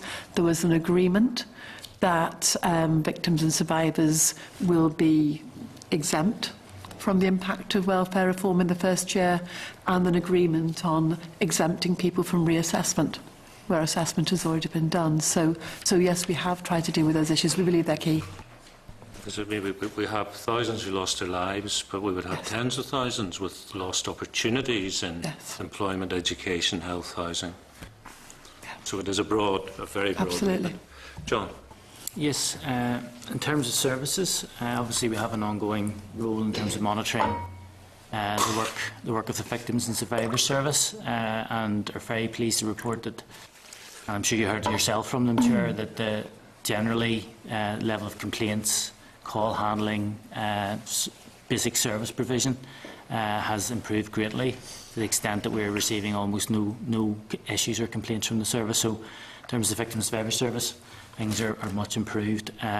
We also signed off recently on the independent assessment recommendations, which were an issue going back a number of years, and we're content now that all those recommendations that were made 2 years ago have all been implemented and are being taken forward by the service. So in general terms, we're very content. We're obviously working very closely at the moment in terms of looking at the future 3 years of funding for the Victims and Survivors Service and trying to tackle those difficult issues of eligibility, increasing numbers coming through, use of DLA criteria, siblings eligibility for different schemes, really trying to come up with advice that will set the service in a good position over the next 3 years as part of ongoing discussions. So, and just to reinforce what I said earlier, the injection of money which was envisaged from Piece 4, which would have paid for training for those groups that provide service, that's a critical piece of work and capacity building. We need not to lose focus on the need for that, whatever happens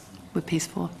The officials who were with us before you came in were asked about peace money, and they basically said they are continuing as if nothing has changed until told otherwise. So, And we have done that in relation to the work on the bid and so forth, but, you know.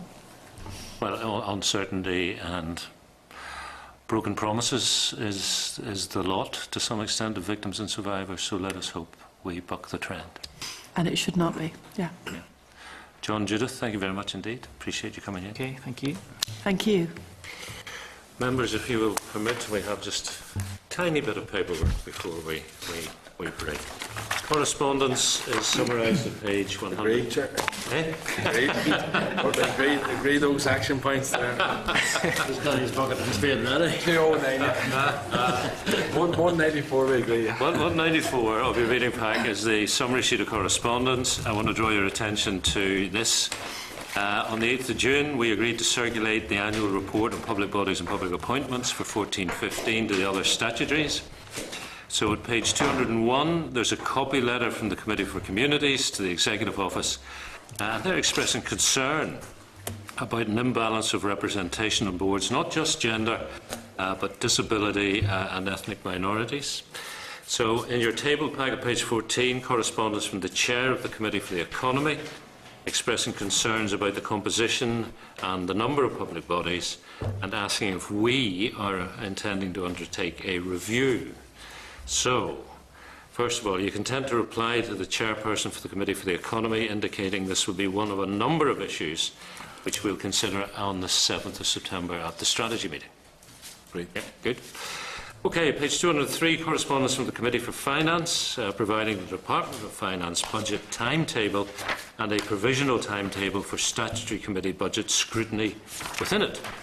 The question is, are you content to request information from the Executive Office on its proposed budget, including the baseline position, any recognised pressures, spending priorities, proposed efficiencies, or identified linkages to the draft PFG for 2016-21? Do I hear an agreed? Agreed. Thank you. Page 9 of tabled is the ISNI activity tracking report for the Executive Office. Projects funded through SIF are detailed in the report. Are you content to note? Great. Draft forward work programme. Next meeting 7th of September, as we've said, Stranmillis University College. Staff will circulate information towards the end of the summer recess. Members, also thinking just generally, but particularly in terms of the fallout from the referendum, should we be inviting the head of the civil service to brief the committee in the autumn time? At that away day? Sorry. No. Subsequent. No. At a formal session. Yeah. And are you content if Kathy and the staff ask the research team to look at relevant areas to inform our discussion? Thank you. Any other comments on the draft forward work programme? What time is that event started on the 7th? I think we'll start at 1, Danny, with a sort of sandwich lunch, and then 2 to 4 would be. The magic words, any other business?